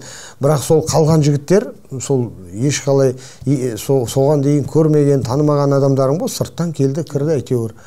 Сол жігіттер қазірге дейін істеп жүргендер бар, 15-20-сы. Бір тумаластай, енді кілең жас жігіттер ғой, көбі. Сол баламдай болып кеткен. Енді басында сол жұмыс басталған кезде бір салақтық болатын еді, кешігулік болатын еді, бір жұмысқа деген немқұрайлық болатын еді. Қазір сол балдардың бәрі бір енді әрбіреуіне сеніп, бір шаруа тапсыратындай дәрежеге жетті ғой. Бір азғантай қолдау керек балдарға, азғантай үйрету керек. Енді бірден қазір көшеден алып алып бір адамды бір жұмыс тапсырып қойсаң бітіріп кету екі талай ғой. Бірақ азғантай тәрбиелеп, азғантай үйретіп, қасында жүріп, өзіңнің жеке мысалы жеке ісіңмен көрсетіп сөйтсең, біздің мекемеде көп сол қазір 1,5 жыл болды деген балдар бар, сол былтыр 21-дің июльінде келген балдар, августте келген шығар. Солардың кез келгеннен оңаша сұрап көрсеңіз, ол Сәкенді де айтады, ол өздерін де айтады, сол жыл жарымда қандай өздерінің бойында өзгерістер болды, жігіттер көп айтып бере алады оны. Президент ауысқанымен жүйе әзірге бір толық өзгере қойды деп айту қиын. Сол баяғы Нұр Отан енді аманат болып өзгерді мысалды. Тағысын тағы осындай азды көптір өзгерістер бар. Сіз өзіңіз сайлауға бардыңыз, Фейсбукта оны ашық жаздыңыз. Өткенде жаңағы Маңғыстау облысының бірқатар азаматтары жаңағы сол мемлекет басшысымен жолыққан кезде сол жерде болдыңыз. Жалпы осы Тоқаев мырзаның саясатына көзқарасыңыз қандай? Тоқаевтың жалпы бер жағында отырған жүйеге қандай баға бересіз? Біз қазір осы дұрыс бағытқа қарай қозғалдық па өзі? Бет алдық па дұрыс бағытқа? Енді оған баға беру әлі ерте шығар, менің ойымша. Бірақ болып отырған өзгерістер шынымен ол мен қазір кәсіпте жүргесін жағыну үшін ондай емес. Нелер ұнайды? Жасалып отырған өзгерістер ұнайды. Қазір байқасақ парламент күнде бір жаңалық шығып тұр.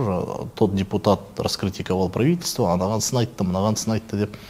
Енді ол 30 жыл болған жүйені бір күнде өзгеріп жіберу қиын ғой ол. Система ғой, сформировавшаяся система. Сосын мекемемізге бір рет Союз проектных менеджеров дегеннен бір маманды шақырып, үлкен профессор соны шақырып, проектный менеджмент деген не ол? Оны біз мекемемізде қалай қолдансақ болады? Жобалық басқару ғой, проектный управление. Соны үйреткен кезде мен Александр Ильич деген бір кім келген, бір маман келген. Сонымен сөйлесіп, сабақтар бітіп, кетер алдында бір қонағасын беріп, екеуміз сөйлесіп отырған кезде, осы қаңтардан кейін біз неде шақырдық? Февральда шақырдық. Ақпан ғой, сол кезде шақырдық. Сол кезде сөйлесіп отырған кезде, осының бәрін обсуждать етіп отырғанбыз, вообще не болып жатыр, саясатта қалай болады деп. Сол кезде ол маған бір не айтқан, бір системаны ауыстыру 17%, кардинально ауыстырғанда да 17%-нан артық ауыстырмау керек. Әйтпесе ол система құлап қалады, толық құлап қалады деп та. Мен системаны құлап қалмай, оны жаймен асықпай ауыстыру керек қой. Мысалы қазір оны жаймен ауыстыру керек, оған уақыт керек. Енді айтып отырған сөздері, жасап отырған қазір мына қағазы жүзінде жасалып отырған жұмыстар, мен оны қолдаймын, маған ұнайды. Ол по факту қалай болады? Нәтижесінде түбінде қалай болады? Оған уақыт керек әлі бағалауға. Мысалы, бұда противоречивый бірдеңелер бар. Мысалы, бірақ енді мен ойлаймын, мен ол басым жетпейтін жер шығар, сол себепті оған резко критично қарап отырған жоқпын қазір. Көркем әлемнің ет мәселесін тағы ашып айтып өтсек, сіздер комбинат салынып жатыр, көп ұзамай оның құрылыс жұмыстары аяқталады, дүкен іске қосылады. Жалпы процесс қалай болады? Сіздер малды әкелесіздер, осыны бір бүге-шөгесіне дейін бір тарқатып айтып бересіз бе? Малдың келуі мен дүкенге жетуіне дейін процесс қалай болады? Бұл жерде былай болады. Қазір Маңғыстау облысы, жалпы бір жылда Маңғыстау облысында 770 мың адам тұрады десек, Маңғыстау облысы бір жылда, мен жаңа ресторандарды айтпайын, мұнай мекемелерін айтпайын, бытовой потребитель деп айтайын, тек тұтынушыларына біз сияқты семьялар деп санасақ, сол кезде Маңғыстау облысы 25 миллион килограмм, 25 мың тонна ет жейді бір жылда. Ол енді әртүрлі ет, түйенікі бар, жылқыныкі бар, сиырдікі бар, қойдікі бар.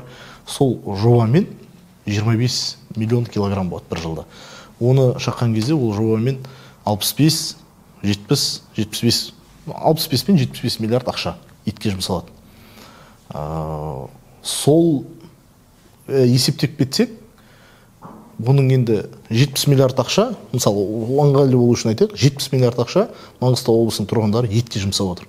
Ол ақша қайыққа кетіп жатыр. Маңғыстау облысының шаруалары Маңғыстау облысына қажет етті бере ала ма сол көлемде? Маңғыстау облысының шаруалары ол көлемде етті бере алмайды. Біз жылқыдан жабатын шығармыз. Қойдан жабуға потенциалымыз бар. Жеріміз мынандай болмаса да, мына неміз қуаңшылық болмаса, одан ары қарай да.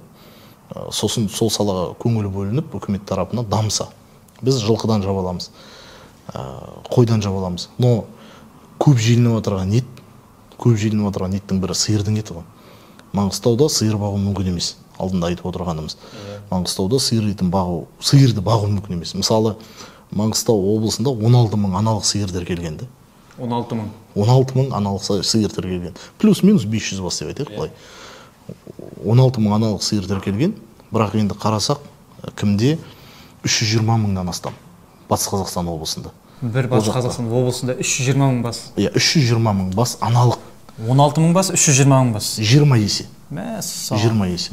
Енді қарайық, 16 мың бас аналық қанша не шығарады, төл шығарады. Оның бәрін сойғанда, оны Маңғыстау облысы, ол бір жылда бір рет береді ғой төл. Ол сосын ол өсу керек бір жыл. Сосын бір жылдан кейін, ол өскенден кейін оны бордақыға қою керек.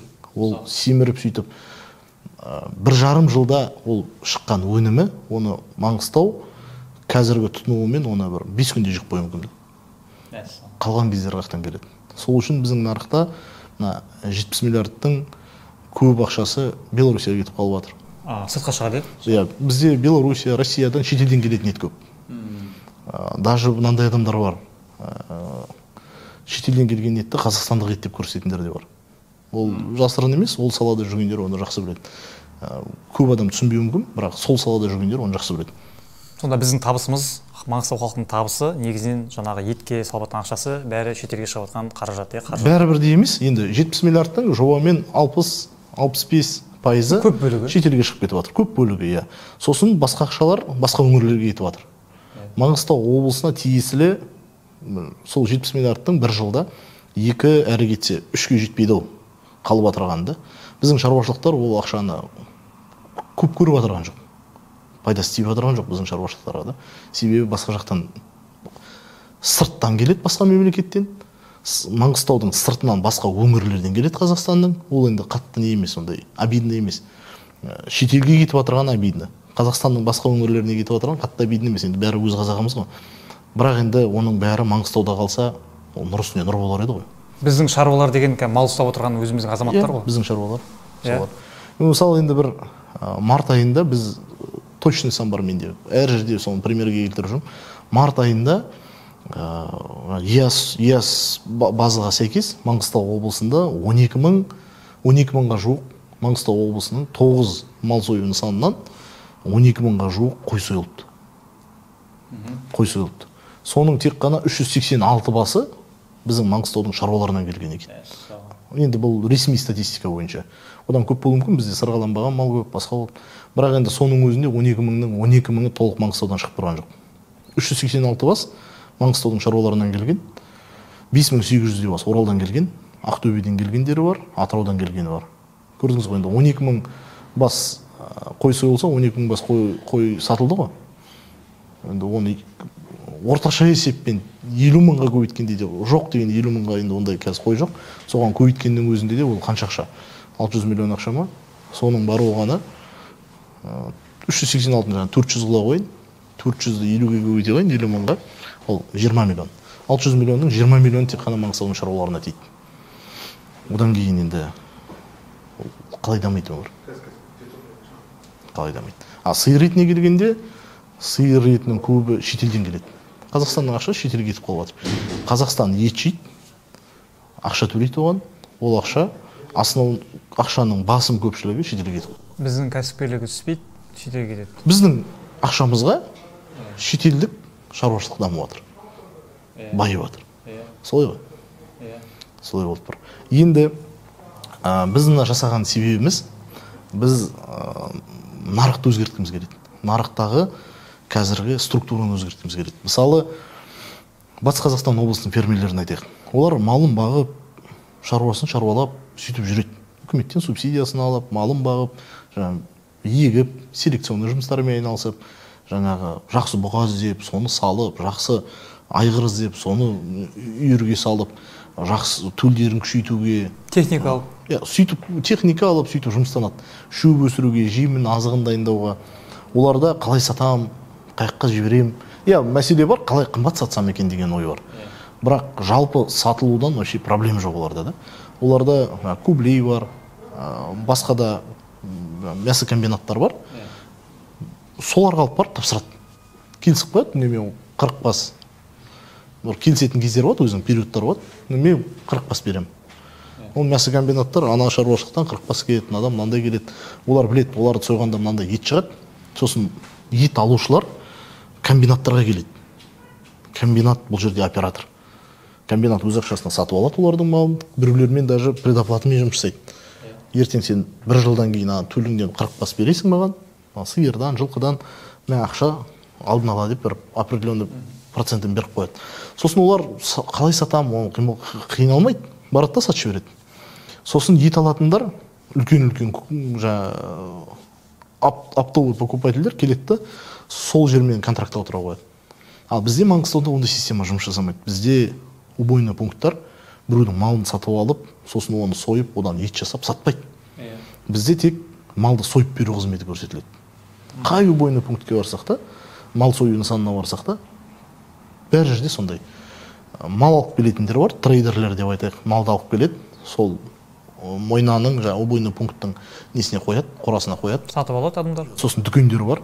Сол дүкендердің иелері келіп, жаңағы жүргізушілері, администратор, не важно, дүкендердің өздері келеді да, так, мына малды дейді, мойна тек убойный пункт, мал сою нысаны тек сол жерде сойып береді, болды. Тек қызмет көрсетеді. Олар оператор ретінде жұмыс жасамайды. Ананың малын алам, оған ақшасын берем, сойып складыма салам, сосын сатып алам дегендерге сатам деген ондай не жоқ. Заңында қалай, көркем әлемде қалай болады? Көркем әлемде былай болады. Көркем әлемде, сіз ішінде болдыңыз ғой көркем әлемнің. Көркем әлемнің ішінде байқасаңыз холодильный складтар көп. Біз көркем әлемнің ішіне 230 миллион теңгеге холодильниктер салдық. Үлкен бөлмелер. Оның ішінде іліп қоюға болады, оның ішінде полка жинауға болады. Біз мысалы шаруашылықтармен ертерек келісе аламыз. Шаруашылықтармен ертерек келісіп, бізге шаруашылық хабарласса болады. Мен мысалы 200 бас қой тапсыра аламын деп. Біз қойға талаптарымызды айтамыз, бағасын айтамыз, заранее келісіп, келісімшартқа отырамыз. Ол ертең басын қатырмайды. Ол 200 қойы сатылып тұр уже. Келісімшарт қолында. Ол келіп бізге тапсыра қояды. Бізге тапсырды, біздің комбинат сол кезде сойып, оны енді сойғанда да ол үлкен мәселе ол. Оны адалдап сою керек, халал қылып. Оны хасыпқа сәйкес сою керек. Ол ет лабораториядан өту керек. Ол ауырып болмау, оған ауру жұғып кетпеу керек. Оны сақтағанда оны бүлдіріп алмау керек. Ол ертең ішіне бір микроб бірдеңе кіріп кетіп, тұтынушыны отравить болмауымыз керек. Өте жоғары талаптар бар, иә? Үлкен талаптар. Хасып деген не бар? Бір система безопасности пищевой продукции деген бар. Біз соны қолданып отырмыз. Қолданғанда оны хасыптың СМК бірдеңе, система менеджмент качества сертификатын сатып алады ғой. Біз ол принциптен бас тарттық. Біз тек бір системаны сатып алмаймыз, біз оны шынымен де енгіземіз. Енгіземіз, солмен жұмыс жасаймыз. Жыл сайын аудит өтеміз ба? Сол система бізде сақталып тұр ма? Сол системаның принциптері, оны шынайы тексереміз. Шынайы аудиттен өтеміз. Іс жүзінде? Иә, ол қазір нарықта бәрі біледі, кәсіппен айналысып жүргендер. Бір ақшасын берсең, аудитте өте қояды, басқасы да бола болады. Біз бірақ өйтпейміз, біз дұрыс жолмен кетеміз. Біз шынымен енгіземіз, шынайы. Жаңа айтылды ма? Контрольный точкалар айтылды ма? Мына жерде бүйтіп тексерілу керек, мына жерде бүйтіп тексерілу керек, мынандай журнал болу керек. Біз соның бәрін жүргіземіз шынымен. Сосын оны складымызға сақтап қоямыз. Енді осы жерде көркем әлемнің ішінде отдел продаж бар. Отдел продаж бұны отдел снабжения, отдел закупа, оны заранее сатып алады. Ол білет, ана шаруадан мынандай келеді, болашақта ана шаруадан мынандай келеді, ол мынандай ет болады, ана шаруадан мынандай келеді. Соның бәрін отдел продаж қаяққа сатам. Ол значит оған контракт разу керек. Мына жақтан келу керек, мына жақтан кету керек. Дүкендерді де салып отырған сол мақсатымыз. Келген мал сойылу керек. Сосын оны дүкендердің полкасына шығаруымыз керек. Сол арқылы сатуымыз керек. Біз үлкен оператор бола аламыз. Жылқыны өз шаруаларымыздан аламыз. Қазір біздің шаруашылықтар, жаңа біз салыстырдық қой, Батыс Қазақстан облысындағы шаруаны айттық қой. Олар сатумен проблемасы жоқ. Біздің шаруалар айтады. Біздің шаруалар қалай сатып жатыр? Көп жылқы шығады бізде Маңғыстау облысында союға. Қалай сатады? Біреуге аяқтай той садақасын сатып жібереді. Біреулер сойып бөлікке сатып жүр оны. Бөлікшілері бар, сол бөлікшілерге тапсырып жібереді біреулер. Мысалы бізде мынандай случайлар бар. Таңғалам, бір бөлікшілер бар, өздерінің клиенттері көп та. Олар малды баққан жоқ. Малды төл шығарған жоқ, дым істеген жоқ. Мойнасы да жоқ, мал соятын жерде жоқ, дымы жоқ, лаборатория дымы жоқ.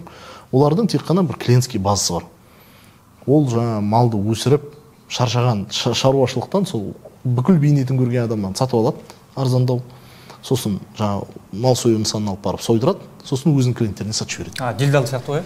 Иә, ортада посредник қой, тап-таза. Ондайлар болмау керек деп айтпаймын, ол әр дәуірмен өзі болу керек. Бірақ көркем әлем сол делдалдардың орнын жабады. Бірақ ол делдалдарда ортасынан өзінің пайдасын көріп отыр. Мысалы, етті 2200-ге алса, 2400-ден сатып дегендей. Көркем әлемде сол рөлді атқарады. Бірақ көркем әлем оның орнына не ұсынады? Көркем әлем хасып таза ет, адалдық ұсынады. Жоғары сапа, иә? Жоғары сапа. Бізде көркем әлемнің ертең болашақта обзор жасап көрсетеміз. Біз 540 миллионға оборудование алдық. Біз төбеміз жабуға заңға сәйкес болсын, тазалық болсын деп біз 60 миллион ақшаға тек төбеміз жаптық. Біз полымыздың краскілеуіне 32 миллион. Полымызды краскілеуге, бетондауға, оны шлифовать етуге, анау эбоксидный специальный краска. Оны жууға болады. Ол ертең хлормен жуғанда бүлінбейді. оның бәрі тазалық береді. Оның барлығы бізде заңнамада көрсетілген талаптар ғой, заңнамада көрсетілген талаптар, соның бәріне сәйкестендіріп салдық. Заңнамадан аса өтіп, хасп деген системаның талаптарын да орындап отырмыз. Оның бәрі түбінде ол еттен ешкім ауырып қалмайды, ол еттен ауру жұқпайды. Мысалы, қазір біз өзіміздің лабораториямызды аштық. Лаборатория ашуға, оған оборудование заттар алуға 10 миллионнан артық ақша кетірдік. Мамандарымызды Астанаға оқытуға жібердік. Олар оқып келіп, етті қалай тексереді, қалай ет ауру болады, қалай ет, қандай кезде ет таза болып саналады, қандай кезде одан күмәндануға болады. Күмәнді етті қалай сақтауымыз керек. Оған отдельный ауру емес, таза дұрыс еттердің қасына тұрмау керек қой. Оған бөлек холодильниктер салдық. Оған бөлек технологический жол жібердік. Мысалы да, соның бәрін істедік. Менің естігенім бойынша бір малды сойылған құрал пышақтар болады, олар келесі малға қолданылмайды. Олар келесі малға қолданылады, или жаңа өзінің стерилизатор болады, соған салыну керек міндетті түрде. Ол стерилизатор, мысалы, бір малды сойды ма, қасапшы, қасында стерилизатор тұр. Ол оборудование болып саналады, сол стерилизатордың өзінің жаңа моющий средствосы бар, соған салады да промыть нож дейді. Уақыт тоқтамау үшін екінші пышақты алып соя береді. Бірақ үшінші малға келгенде жаңа екінші пышақты салады да, анау уже тазаланып тұр, сонымен сояды. Себебі бір сойылған малды бүйтіп кескен кезде онымен контакт болды ғой. Оған бір бактерия бірдеңе жұққан болса, ол енді сойған бойдан оны білмейміз ғой, ауру емес екенін.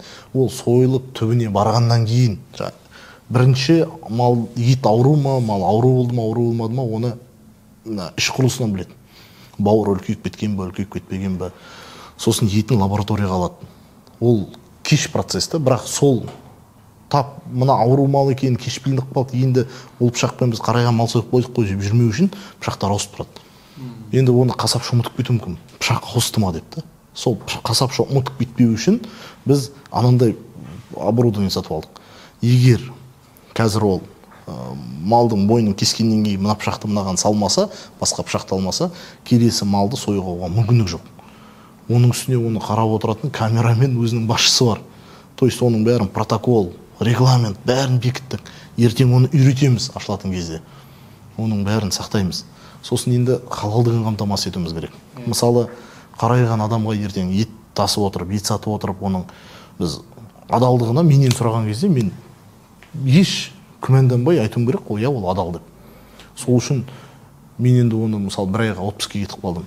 Қасапшы мына жерде адалдап сойып жатыр ма, бисмилля Аллаху акбар деп айтып жатыр ма, шариғаттың шарттарын орындап жатыр ма, оның бәріне де уверен болу үшін біз халалдыққа жауап беретін инспектор қойып жатырмыз. Оның ішінен өзінің имандылығы мықты сондай кандидат қарауы. Қатаң қадағалау болады, Қатаң қадағалау. Бұл жерде онда біздің мал жаңағы біздің шаруалар да ұтады ғой да бұдан да. Біздің қазақ шаруа, маңғыстаулық шаруалар өздерінің малын әкеле алады. Иә, маңғыстаулық шаруалар қазір айтып тұрмын ғой, оператор жоқ облыста. Қазір мысалы біз айтамыз мал шаруашылығы, мал басын көбейтуіміз керек деп. Мал басын көбейткен сайын оны қайыққа сатамыз? Қайыққа сатамыз оны? Ал жақсы, мен қазір бір шаруа ашайыншы, 5 жылдың ішінде мал санын 10 мың бас қалып барайын. 10 мың бас қой ұстайын, аналық. Иә, шығарайын, әр жерден ұстайын, мысалы. Сосын енді ол қойды қайыққа сатамын мен. Қайда сатамын? Қой базарға алып барып, күнде 40-50 бастан сатып тұрамын ба? Ол қалай? Сол үшін бізге үлкен оператор керек. Үлкен оператор, Көркем әлем сияқты, соған алып барып тапсырып тастадық. Ол өзі сақтады, өзі сойды, өзі етін сақтады, еттей сақтады, сосын оны сатты өзі. Мен басым ауырмау керек, шаруаның басы ауырмау керек. Сондай оператор ол. Өткенде президент жаңағы Маңғыстауға келген кезде түйе жануарына субсидия беріледі деп айтты ғой. Сіз дәл осы тақырыпты бұдан бірнеше жыл бұрын көтеріп жүрдіңіз. Енді ол субсидия берілгенде бұл түйенің етіне беріле ме, шұбатына беріле ме? Жалпы осыны қалай түсінсек болады? Түйенің етіне де беріледі, шұбатына да беріледі. Қашаннан бастап беріледі? Түйенің шұбатына, сүтіне бұрынында берілетін сияқты, мен қателеспесем. Сүт саласын қатты зерттемегесін оны нақты айта алмаймын, бірақ берілетін сияқты. Себебі Маңғыстауда Сәндібек деген бауырымыз бар. Сол жігіт алады деп мен естіген сияқтымын да. Өзінен естідім ба, басқа біреуден естідім ба, нақты онда айта алмаймын. Бірақ түйе етіне осы уақытқа дейін субсидия берілген жоқ. Мысалы айтайық, субсидия деген бұрын бәрі республикалық бюджеттен берді. Қазір облыстық бюджетке өтті. Республикалық бюджет неден құралады? Қазақстанның бәр жеріндегі кәсіпкерлер, бәр жеріндегі қызметкерлер бәрі жалақы не төлейді, ИПН төлейді ғой. мен жұмыскер болсам менің айлығымнан ИПН төленеді. ИПН деген индивидуальный подоходный налог. Бизнес болса, то болса КПН, там сондай салықтың бәрі республикалық бюджетке жиналады. Определенный салықтар да. Жергілікті бюджетке жиналатын салықтар бар, бірақ басым көпшілігі салықтың республикалық бюджетке жиналады. Кезінде ауыл шаруашылық министрлігі нормативтер шығарып, приказдармен бекітіп, субсидиялау нормаларын шығарды. Сол кезде субсидиялардың бәрі Алмасбек ағамыз айтып жүрді ғой. Сиыр мен шошқаға кетіп қалған да. Көп субсидия. Алмасбек Садырбаев жүрді, Алмасбек ағамыз айтып жүргенде, сол кезде шошқа мен сиырға кетіп қалған. Енді шошқа үлкен резонанс болды да, қазір естуім бойынша жоқ олар. Сиырға көп субсидия сиырға қарастырылған. Мысалы, породистый бұқан алып қайтақ, ангус. Соны беспородистый, породасы жоқ, товарная матка дейді. Сол екеуін шатыстырсақ, ол селекционный жұмыс болып саналады. Соны біз жаңа дәлелдейтін өзінің жолдары бар. Дәлелдесек, бізге бір бұқамен, породисты бұқамен, породисты емес, породасы жоқ сиыр шатыстырған үшін, сол бір селекционный жұмысқа 15 000 теңге шаруашылыққа төленеді. Ол селекцияға қарастырылған. Сосын одан шыққан төл бар ғой, ол бұқа болса, ол 2 жасқа дейін бір определенный веске жетсе, оны мясокомбинатқа тапсырса, 1 килограмм салмағына 200 теңге ақша төленеді. Мысалы, мен ангус бұқаны алдым, бір сиырға салдым, содан шыққан төлді ертең өсіріп, сосын жаңа мясокомбинатқа тапсырсам, мен мясокомбинатқа тапсырғанда келісуім мүмкін, тірі салмағына 1000 теңге деп. 400 000 теңге, 400 килограмм шықты деп айтайық біз. 400 000 теңге мясокомбинаттан алып, үкіметке заявка жіберемін де, ол жақтан тағы қосымша 80 000 теңге аламын. Сонда үкіметтен жаңа бүкіл салықшылар болып жиналған қазынадан мен 80 000 теңгені алдым. Мен енді былай айтамын да, сол кезде ойым былай болды да, неге ол қазына общий бәріміздікі ғой, бүкіл Қазақстандікі. Неге правиланы тек сиырға жазды екен деп, біз Маңғыстау неге қорғалуымыз керек? Маңғыстау сиырдың жері емес қой. Неге біздің шаруашылықтар ондай үкіметтен қосымша көмек ала алмайды? Сиыр деп жазып қойды. Мысалы, алдымызға бір сурет бар еді ғой, маймылды қояды, зебраны қояды, пілді қояды. Сосын алдында отырған адам айтады, үшеуіңе бірдей задание, мен объективный болам, талдың төбесіне шығуларың керек дейді. Мысалы, сондай болып қалып тұр ғой, маймыл шығалады, басқалар шығалмайды ғой. Бәріне тең мүмкіндік беріп отырық дегендей деп айтады да.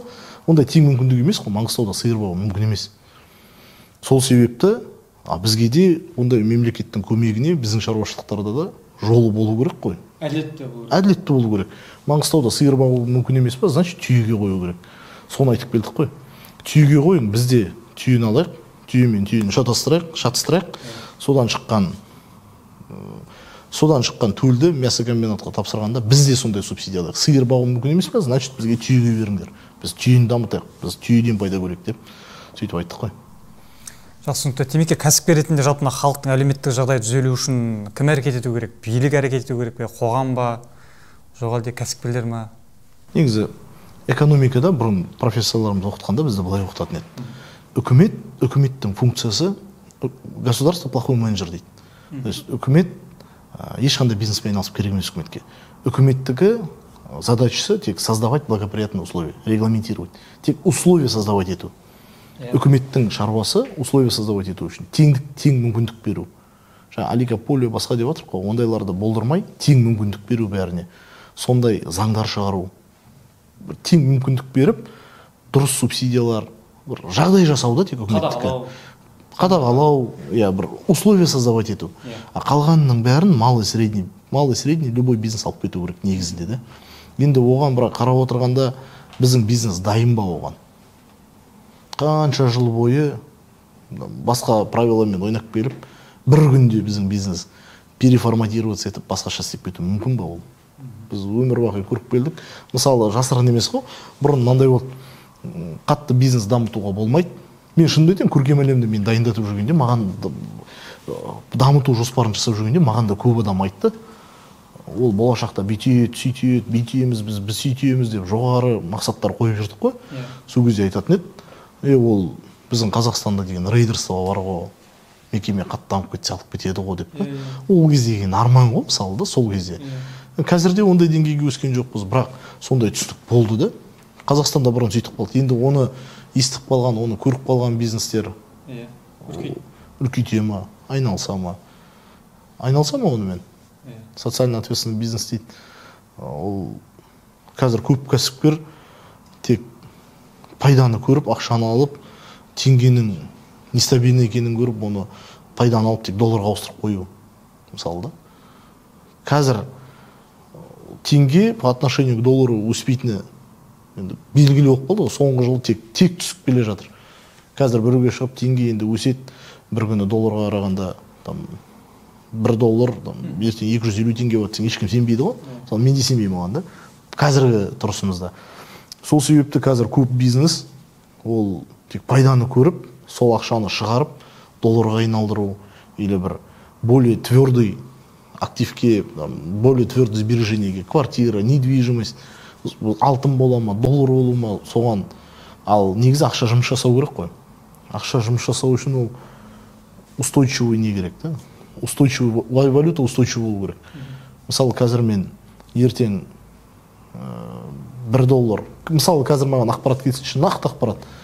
Бір аптадан кейін $1 700 теңге тұрады десінші, мен қазір не істеймін? Жаңа жылға қарсаң берейін деп отырған премияны бермеймін қазір мен. Как бизнес ретінде. Мен оның бәрін қазір, бәрі расходты қазір тоқтатам. Еш жерге ештеңе салмайым. Бүкіл ақшамды аламын да, қазір доллар қыламын. Сосын ертең 700 болғаннан кейін ол доллардың бәрін теңге қыламын да, сосын қайтып салам. Сондай ғой. Ол үшін енді сіз жаңа сұрағыңыз даму үшін ол жерде үкіметтің тарапынан қолайлы жағдайлар жасау керек. Кәсіпке сендіру керек қой. Жасаңдар, қорықпаңдар. Все будет нормально. Гарант боламыз. Иә. Бұрын ондай болған жоқ деп ойлаймын да мен енді. Бұрын ондай болған жоқ деп ойлаймын. Темеке, жалпы сіздің ұғымыңызда ақша деген не ол? Ақшаны қалай көбейту керек, қалай сақтап қалу керек? Қазір мысалы үлкен компания басқарып отырсыз ғой. Ақша деген енді ол ақша өзінен өзі бір құндылық емес қой негізі. Ол бір мақсатқа жететін құрал ғой, ақша деген. Құрал. Ол деген құрал ақша деген. Ол да бір ең ликвидный товар ғой ол, ең тез өтімді товар. Басқа кез келген, любой кез келген товарға ауыстыруға болатын, ол да товар. Ақшаның өзі құнды емес. Ақшаны не затқа ауыстыруға болады, сол зат құнды ғой. Оны не затқа ауыстырамыз, қай жаққа жұмсаймыз, ол уже адамның өзінің таңдауында. Өзінің таңдауда. Оны қалай көбейту керек? Оны қалай енді әркімге әртүрлі ғой. Біз мысалы көбейту жолын кәсіпке салдық, көркем әлемге салдық. Енді ол әлі ерте, біз оны көбейттік па, может ол дұрыс емес вложение болды ма, оны айтуға ерте әлі, бірақ нәтижесін әлі алда көреміз. Біз сол жолды таңдадық. Біз тұрақты компания, болашағы бар, ол 100 жылдан кейін де өмір сүре алатын компания. Сондай сала таңдадық. Ол ет саласы деген ол үлкен сала. Ол шеті жоқ сала.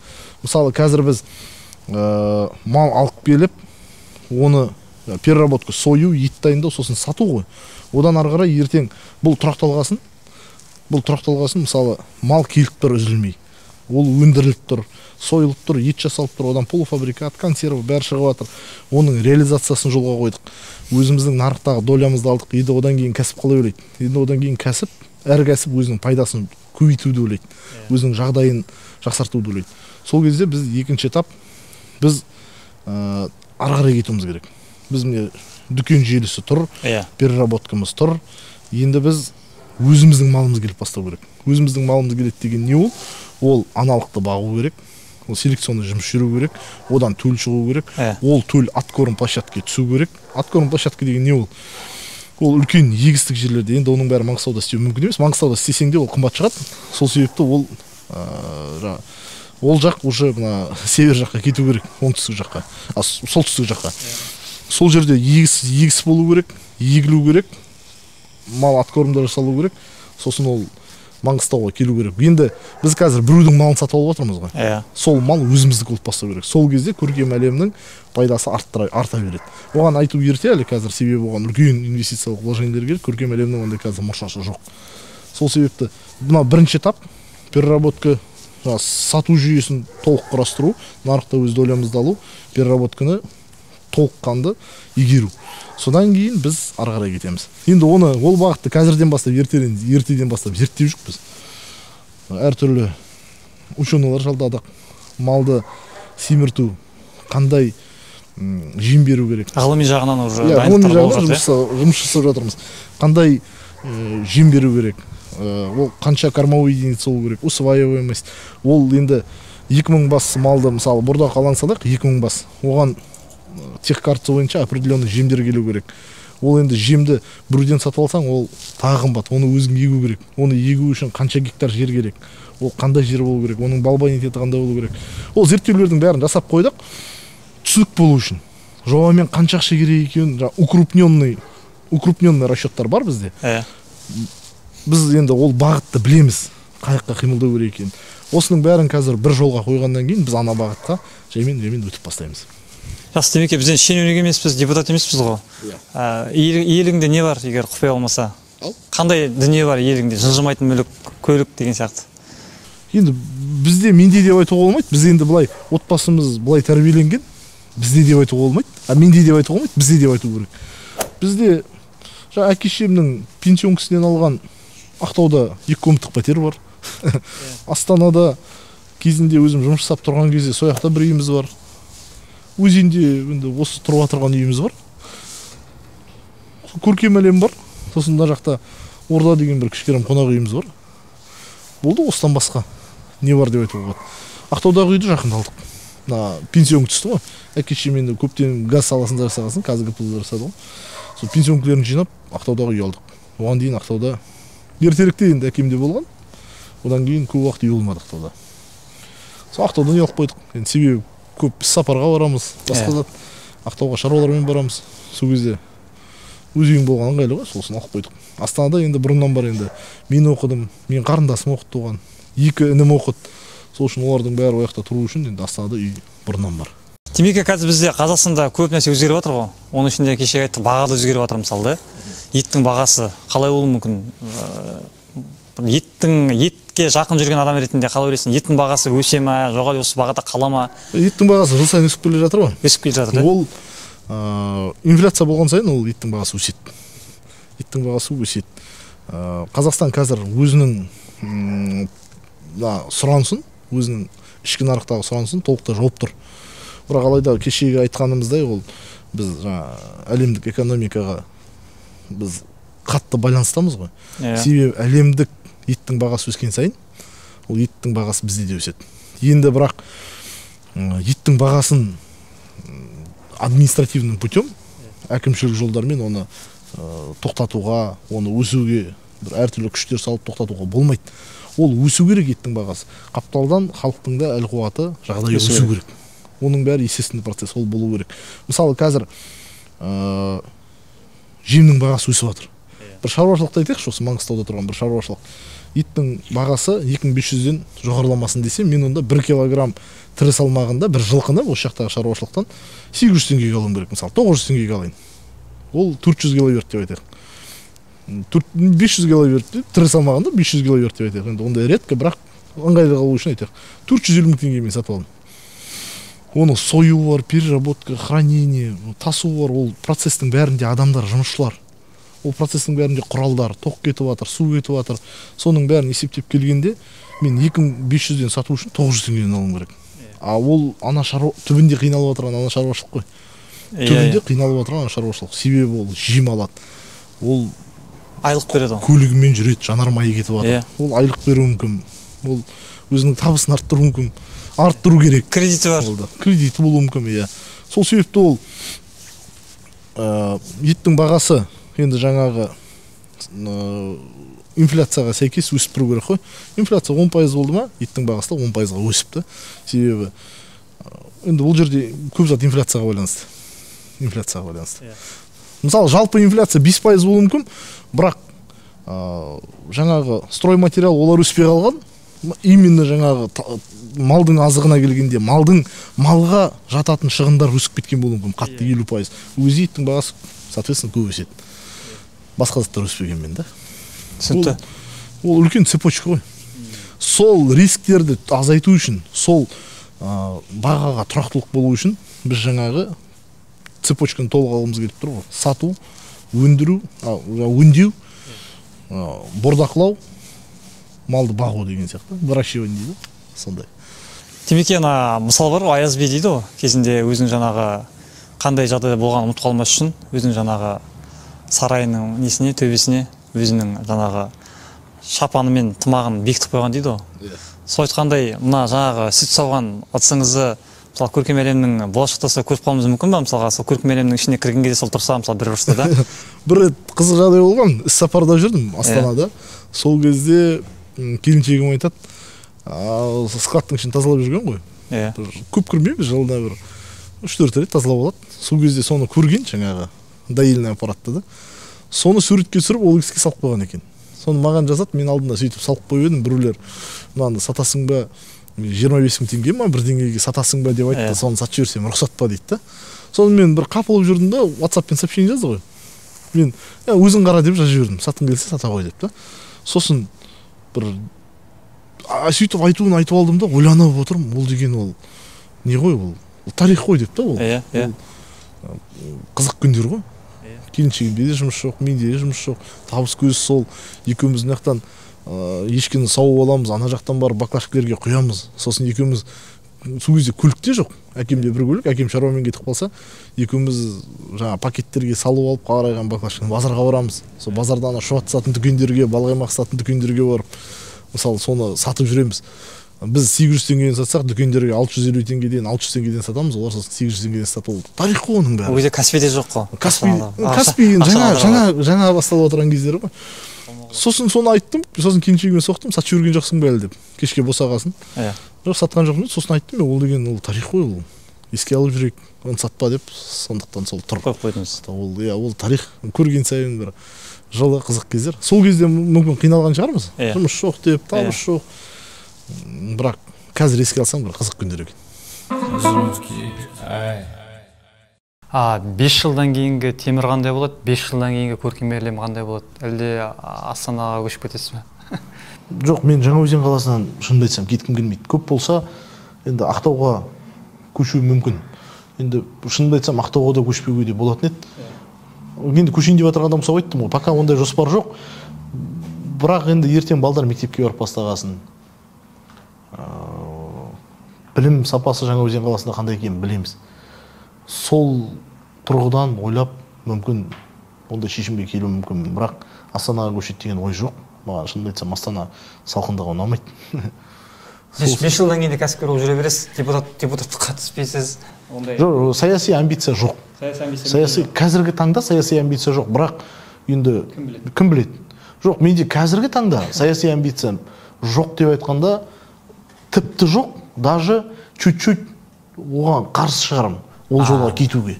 Қарсылық бар. Бірақ енді күндердің күнінде бір жолымыз бұрылып кетіп, бір жаққа кетіп, осы интервью бір жерде шығып атпау үшін айтып кетейін оговорка. Менің жоспарым солай, бірақ Алланың көзқарасы қалай екенін қайдан білейін, енді ол бір Аллаға белгілі де. Сол себепті солай. 5 жылдан кейін дейді, көркем әлем, 5 жылдан кейін көркем әлем Маңғыстау облысының тұтынушыларының, Маңғыстау облысының ет нарығында өзінің 35% үлесін алу керек.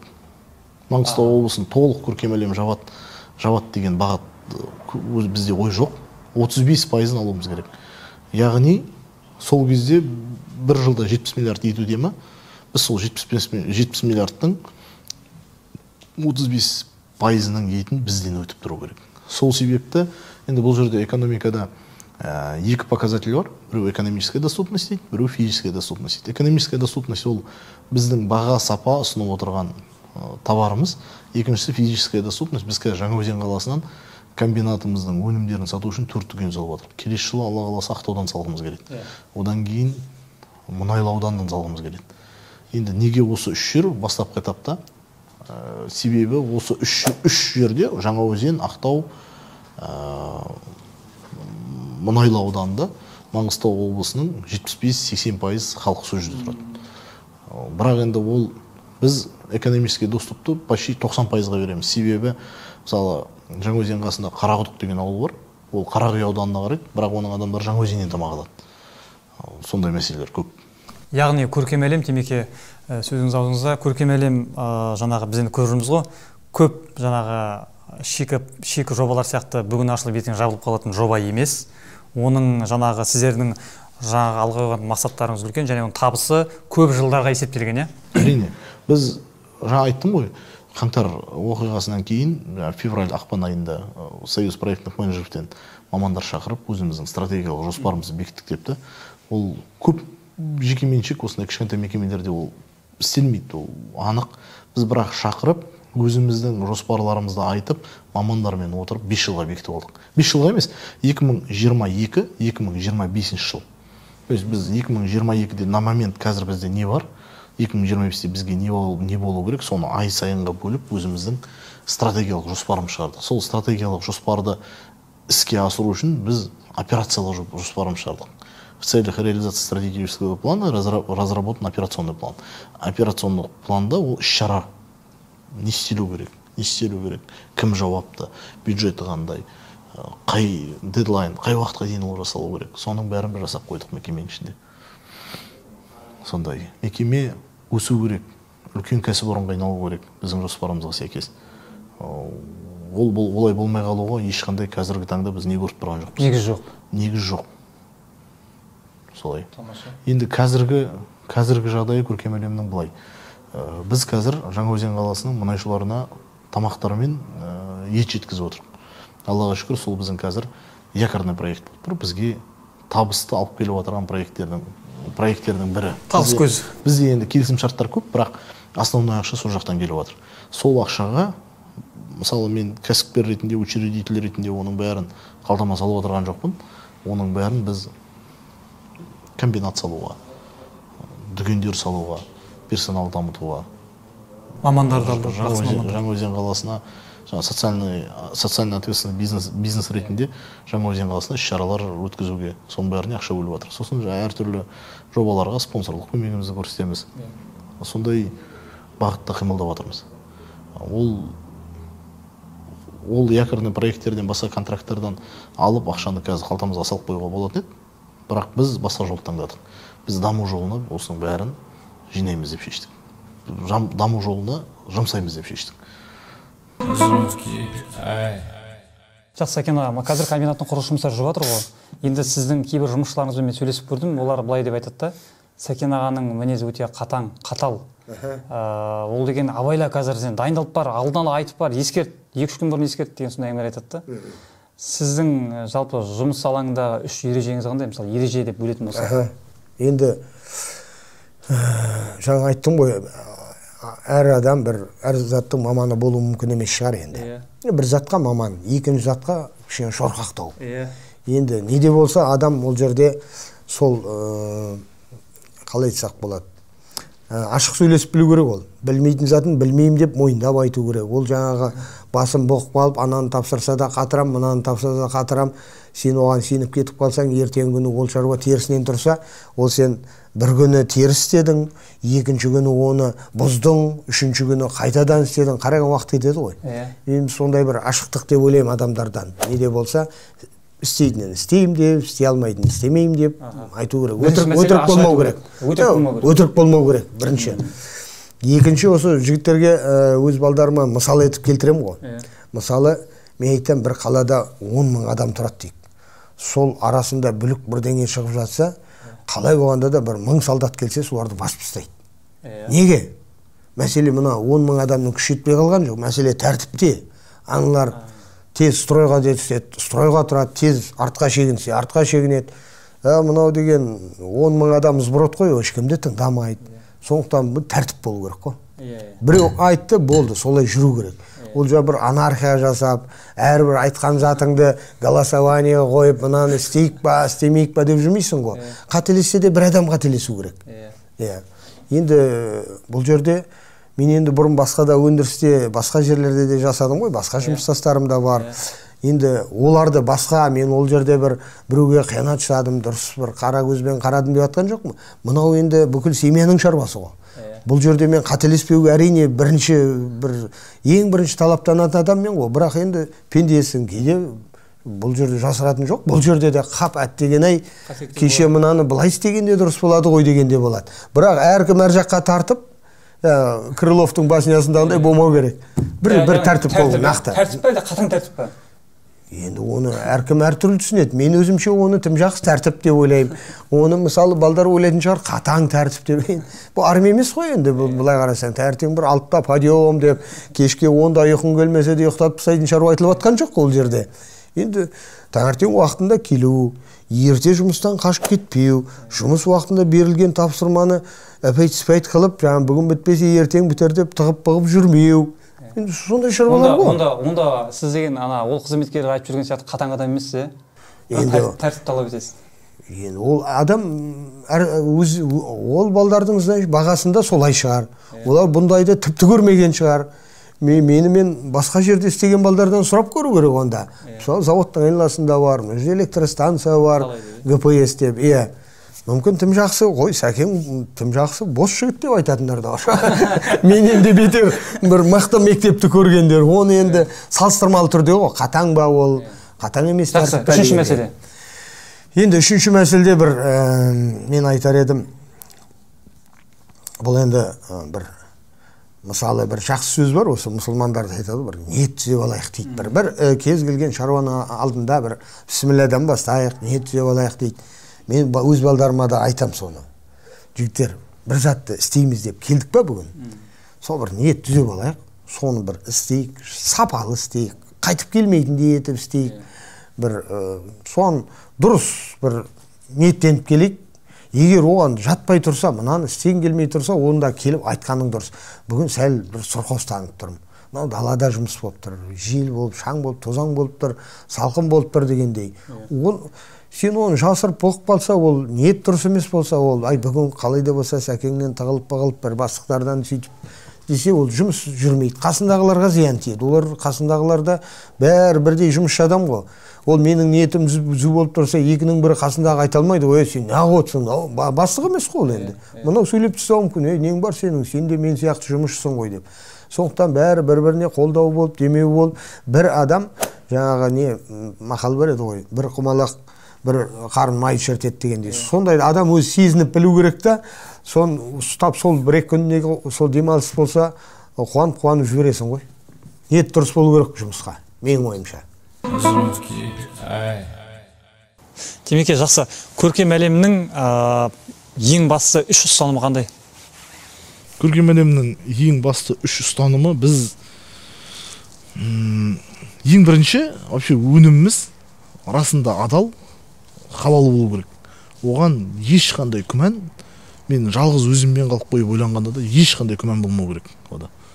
Екіншіден, ол мына бізде байқасаңыз, четко жасайтын мекемелер ғой, бәрін әдемі, регламентке сәйкес, уақытымен, тайминг, дедлайн, бәрін тәртіппен, бір дисциплинамен жасайтын байқасаңыз, шетелдік брендтер ғой, Burger King, KFC, Макдональдс, тек шетелдікке қатысты. Ал бізде даже қоғамда Қазекең деген бір сөз шыққан. Қазекеңдер бүйтіп істейді, сөйтіп істейді деген. Сол стереотипті бұзу үшін бізде жаңағы жинақы компания болуымыз керек. Четко жинақы, регламенті бар әр нәрсенің, әр нәрсе досконально ойланған, сондай. Мысалы бізге қазір өте қиын шығып жатыр да. Біз Жаңаөзен қаласынан жұмыссыздар тізімінен алып жатырық қой. Бізге көп, ішінде повезло, бізге бұрын прокуратурада жасаған, акиматтан жасаған жігіттер бар, бірақ олар көп емес, олардың системаны көргендер 5%-дан аспайды да бізде да. Ішінара адамдар да, көбісі еш жерде жұмыс жасамаған, жұмыс жасаса да бір кішігірім бір складта бірдеңеде система көрмегендегі. Бәрі бүйтеміз ба, сөйтеміз де ауызша келісіп тастап, сондаймен жасалған. Қазір біз сондай массаны жинап алдық та, енді іште регламент, тәртіп. Мысалы, біз дүкендерімізде қайтып қойдық. Дүкендерімізде біз мысалы 1 миллиардтан астам ақшаға мясокомбинат салдық. Мал жинау алаңын алдық, сатып алдық неден? Оралдан. Батыс Қазақстан. Батыс Қазақстан облысынан. Облыстың ішінде 80 миллионға ертең ояққа адамдар қоямыз, мал жинаймыз, олардың бәрін ояққа тасылады, фура сатып алып жатыр. Проекттің құны қарайған ақшаға дүкендер салдық әп-әдемі. Енді осының бәрін хасыпқа сәйкес сойдық. Етіміз тап-таза, сапасы мықты, контроль качество бәрі әдемі, бағасы қолайлы. Енді дүкенге келді мысалы. Дүкенге келді, прилавкке келді. Бір адам ол еңбектің бәрін білмейді, тұтынушы. Ол келді да ертең, оған біліп те қажет емес. Ол келді да ертең сатушыға, қарындас, мына дүкеніңіз әдемі екен, жақсы екен. мынау қаяқтан келіп жатыр мына ет десе мысалы, дүкеншіміз тұрып, аға мен білмеймін, маған ондай сұрақтар қоймашы, мен сатушымын десе да мысалы. Ол болды ғой, ана қарайған адамның еңбегі, қарайған жұмыс бәрі жоққа шықты деген сөз ғой ол. Сол себепті біз регламент, стандарт обслуживания клиентов көркем әлем. Көркем әлем тұтынушыларының қызмет көрсету стандартын бекіттік. Оның ішіне сәйкес клиент бізде дүкенде сатушы, администратор, еден жуушы, тазалық маманы, сосын кассир ғой. Енді осы кірген кезде ең бірінші кім амандасады? Мысалы бізде амандасу культурасы қатты дамымаған ғой. Мысалы жақында анам айтады, бір жерге бардым, қызық жағдай болды, бір жерге бардым, біреу сәлем бердік деп айтты дейді. Бетіне қарадым да, екеуміз таныспыз ба деп сұрадым дейді да. Сосын жоқ, тек амандасып едім сізбен деп айтты дейді. Мысалы да, енді қоғамда болып отырған нәрселер ғой. Сол себепті біз кім амандасу керек? Мысалы ең бірінші кассир есікке жақын тұр, сол кірген кезде қалай амандасамыз енді? Қалай амандасамыз? Біз шариғаттың жолында жүрген компаниямыз. Халалды насихаттаймыз біз. Енді біз әйел адам, ер адамға ассалаумағалейкум деп амандасам, ер адам кірді деп айтайық мысалы. Тұтынушы ер адам. Кассада тұрған әйел адам бізде, қыз бала. Сол қалай амандасу керек? Ассалаумағалейкум деп амандасу керек пе? Мысалы да? Енді ол бізде біз дін жолында сөйтіп амандасуға міндетті біз да. Ол біз ассалаумағалейкум деп амандасуымыз керек. Оның барлығы жазылып жатыр, Оның бәрі жазылып жатыр. Енді біз бірақ ойладық қой, стандартты жазып отырған кезде. Бізде ол қабылданбайды. Қоғам қабылданбайды. Сосын біз имаммен сөйлестік. Имам, бізде осындай жағдай. Біз негізі сол сөзді айтқымыз келеді, бірақ оны қоғам қабылдамауы мүмкін бізде деп. Сосын олар бізге түсіндіріп берді. Қоғам қабылдамаса, онда қоғам қабылдайтын сөзбен, шариғатқа қарсы келмейтін қоғам қабылдайтын сөзбен амандаса беріңдер деп. Сол үшін біздің дүкеннің қызметкерлері біздің стандартқа сәйкес кірген адамға ең бірінші кассир, бос болған жағдайда кассир. Дүкенде ешқандай басқа тұтынушы жоқ деп айтайық. Ең бірінші тұтынушы кірді. Кассир ең бірінші сәлеметсіз ба, қош келдіңіз деп амандасу кассирдің міндеті. Егер кассирдің алдында клиент тұрып, кассир занят болып жатса, екінші кім? Екінші ол жерде сатушы амандасуға міндетті. Басқа клиентпен да. Әр келген клиент өзіне сәлем есту керек. Сосын қош келдіңіз деген сөзді есту керек міндетті түрде. Сол себепті біз таймен, сосын жаңағы кассада қандай жағдайлар болып қалуы мүмкін, соның бәрін қарап, сдача жоқ деген сөз бізде мүлдем болмау керек. Терминалмен төлейін деп едім десе, оның бәрі қарастырылу керек. Бүткіл жағдай клиентке қарастырылу керек. Яғни бірінші адал өнім, екінші сапалы қызмет. Сапалы қызмет болғанда бұл сапалы қызмет үшінші. Бірақ мынаны қалай фразировать ететінін білмей отырмын, бірақ адал қызмет, адал өнім. Екіншісі жинақы компания. Орысша айтқан кезде продуманная компания ғой, барлығы ойластырылған, жүйеленген. Продуманная компания. Үшіншісі жаңағы керемет қызмет, сапалы қызмет.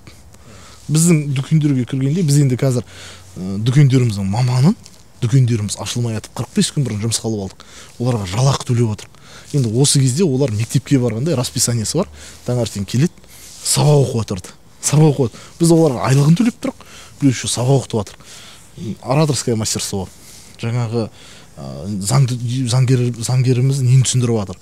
Закон о защите прав потребителей бар ғой, соны түсіндіріп жатыр. Әртүрлі моменттер болып қалуы. Қандай жағдай болса қалай болу керек. Сосын жаңағы кризисный ситуациялар жаздық. Кризисный ситуация. Бір клиентпен айқай болып қалса, ертең біз эмоционально шешпеуіміз керек та, ондай мәселелерді. Бір клиентпен бір конфликтный ситуация болып қалды. Конфликт болды. Біз оны разбирать етуіміз керек. Неге болды? Егер біздің қызметкеріміз ертең, біз тек клиент всегда прав деген алып алып, қызметкеріміз жұмыстан шығара бермеуіміз керек қой. Себебі біз қызметкерді оқыттық, оны көп вложить еттік, оған сендік біз. Енді алып, біз оны просто жұмыстан шығарып жүруіміз керек, біз қарауымыз керек. Ол регламентке сәйкес жұмыс жасады ма, стандартқа сәйкес жұмыс жасады ма? Стандартқа сәйкес толық жұмыс жасап тұрып, соң өзінде конфликтный ситуация болған болса егер, онда біздің қызметкерде емес проблема. Онда клиентте емес проблема, онда біздің стандартта проблема. Біз стандартқа өзгеріс енгізуіміз керек. Біз нарабатывать етуіміз керек, социологтармен сөйлесуіміз керек, әртүрлі мамандармен сөйлесіп, ондай проблема болмайтындай қылуымыз керек. То есть бұл жерде ол көрінбейтін жұмыс оның бәрі. Оның бәріне ешкім ешқашан баға бермейді, оны тек іштегі айналысып отырған қызметкерлер біледі. Бірақ ол үлкен еңбек та. Жазу, ойластыру. Жаңағы мысалы имамдар айтты ғой, осылай амандасуға болады деп. Біз мынандай ұсыныста болды іште. Біз Маңғыстауда сәлем бердік деп амандасатын бар ғой. енді біз былай да ойладық. Ал давайте сол сәлем бердік деп амандасақ. Бірақ сәлем беру біздің бірінші міндет қой. Біздің тұтынушы келіп амандаспауы мүмкін ғой. Мысалы айтайық, кассада бір үлкен апа тұр, 45 жаста. И бір 25-30 жастағы түрінен көрініп тұр, кассадағы ападан, қызметкерімізден жастау адам кірді. Енді біз сәлем бердік деп бекітсек, бізде Маңғыстауда жас кіші адам, жас үлкен адам жас кішіге сәлем бердік деп айтпайды. Дәл солай. Егер ол жасы кіші сәлем бердік деп айтады, біздің үлкен адам амансың ба деп жауап береді. Ал егер біз қазір сәлем бердік деп жазып қойсақ, біз өзіміздің қызметкеріміздің принципіне қарсы келіп жатырық қой. Бізде Маңғыстауда жасы үлкен адам жасы кішіге амандаспайды. Біз оны заставить етіп жатырық па сонда? Ол да дұрыс емес, ол қызметкердің принципіне қарсы келмеу керек. Ал егер принципіне қарсы келмей, хорошо. Онда сен ана кісіден күтесің сәлем бердік дегенді, кірген адамнан, сосын өзің амансың ба деп айтасың дейміз. Ана кісі кірген кезде, тұтынушы кірген кезде сәлем бердік деп айтпаса. Біздікі не істеу керек? Онда өзі амандасып бірінші амансың ба деп айту керек па? Амансың ба деген бізде андай қылып қабылданады кейбір кездерде. Амандаспай тұрсың ғой. Амансың ба? Амандашы еш дегендей қылып та. Ол тағы дөрекі. Сол үшін біз басымызды сондай, осы айтып тұрған деталь ол, бір детальді айтып тұрған. Ондай детальдарды біз разбор жасап, өзіміздің ішімізде тобымыз бар, разбор жасап, біз ондай 100, 150, 200 детальді өттік та біз. Каждайын обход жасап. Енді, Алла қаласа, міне сол сәт жақындап қалды, өзімде қобалжып жүрмін. Енді осы сәттің бәрін біз тексереміз ертең. Біз ашылардың алдында біз Жаңаөзендік бренд болуға тырысып жүрік қой. Жаңаөзеннің бетке ұстар продуманный компаниясы. Енді әрине біз Өзенмұнайгаз, мұнай саласындағы компаниялармен салыстырмаймыз. Біз халықтан шыққан компаниямыз. Мен де Жаңаөзен қаласының тұрғынымын, жасап отырған Жаңаөзен қаласының тұрғындары бізге Америкадан келіп ешкім жасап беріп отырған жоқ қой. Біз бірақ бір шетелдің бренд сияқты продуманный, бәрі четкий ойластырылған сондай бір компания шығарғымыз келеді. Енді оны өзендіктер болып жасап отырмыз біз. Маңғыстаулықтар, қазақстандықтар. Енді сол өзіміздің местный бренд қылып бергіміз келеді. Ертең біз ашылардың алдында халықтан көмек сұраймыз. Біз осының бәрін түсіндіруге тырысамыз. Біз айтамыз, өтініш жасаймыз, бізге келіп, бір обратный связь беріңізші, не зат дұрыс емес. Біз жөндейік, біз бәріне атсалысамыз, бәрін қарастырамыз. Жағдайдың біз нақты қағазға жазып, бәрін үйретіп қойған кезде тұтынушыға бір ыңғайсыздық тудырып отырған шығар.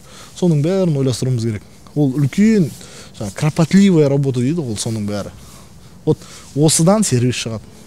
Осыдан культура шығады, мәдениет шығады. Осыдан бренд шығады.